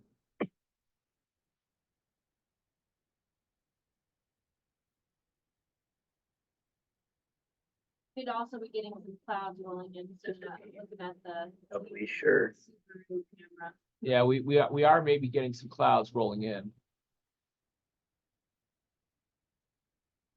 So I'm going to stop the Big Dog until we get this acquired in a happy spot, in a happy place. Change the method to faint. Of course, it doesn't really matter. Actually, in that respect, right would be better.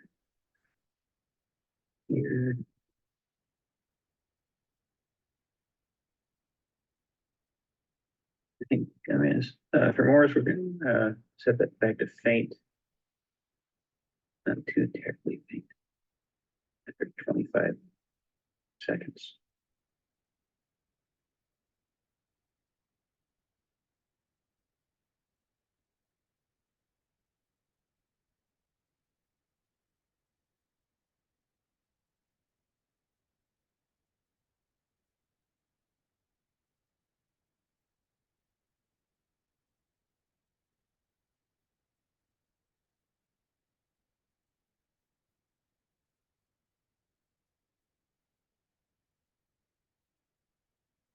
Yeah, it's really hard when you have the long duty cycles here. Morse is on faint. So do you think we have it under the slit? Let's see.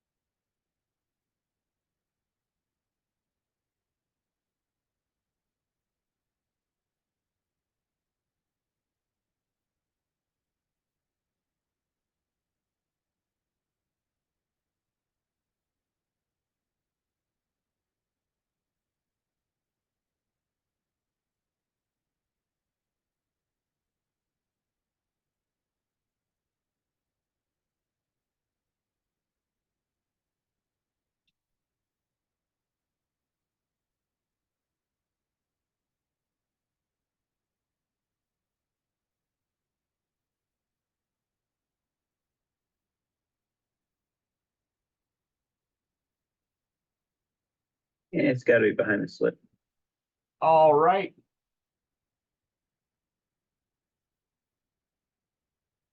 Okay, I will start the big dog.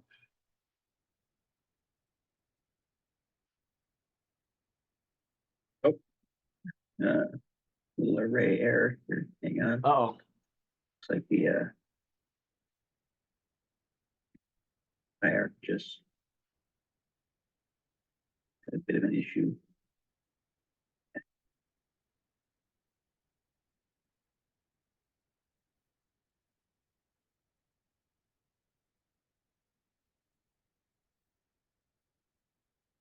Okay, try again.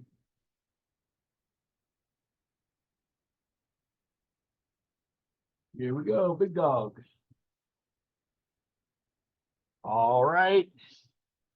Yeah, I think we might just do this target. I don't think for doing the acquisition, if we'll have time to do this other one. It's going to be a little bit too tough. Hey, is the solar scope back up at the visitor center?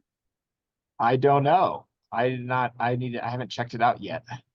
If you go down there tomorrow, the big sunspot that caused that geomagnetic storm is back. So Oh, it's on the limb, kind of drifting over now. So if the solar scope is up, you should try and check it out. yeah. Say hello, old friend. Exactly. I'm going to start the acquisition just all over again, just to get everything all set up. So can we re-slew to the target? So it is 39235.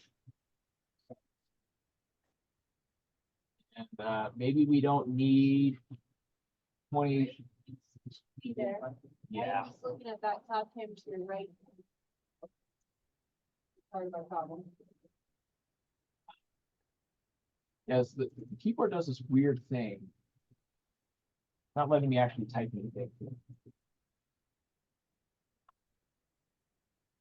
Yes, it's very weird. Sometimes it just doesn't want to work. No, not 22 seconds. Maybe 12 and then two coads. I can't type on the thing. Can so whoever is messing with that, please stop messing with it. Yeah, the keyboard does not want to work. I'm not touching out. Here, I'll do it, Bryce. Make it 20 seconds.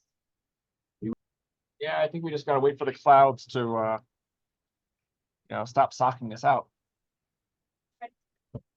Yes, so I keep refreshing the cloud cam, the one that shows the everything overhead, and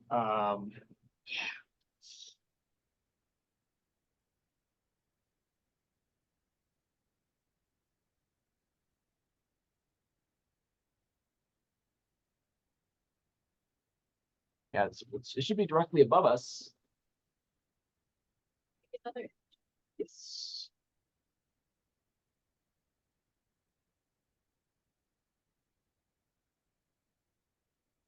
Acquisition is the biggest challenge.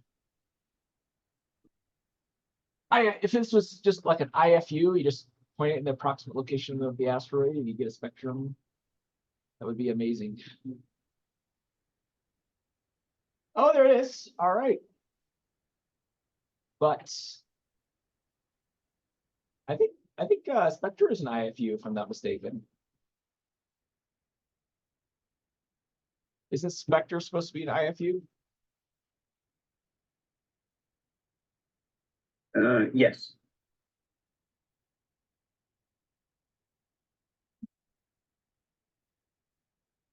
All right, I'm gonna click on all the things. I have a half hour left. All right. Well, hope you get some acquisition. Thank you.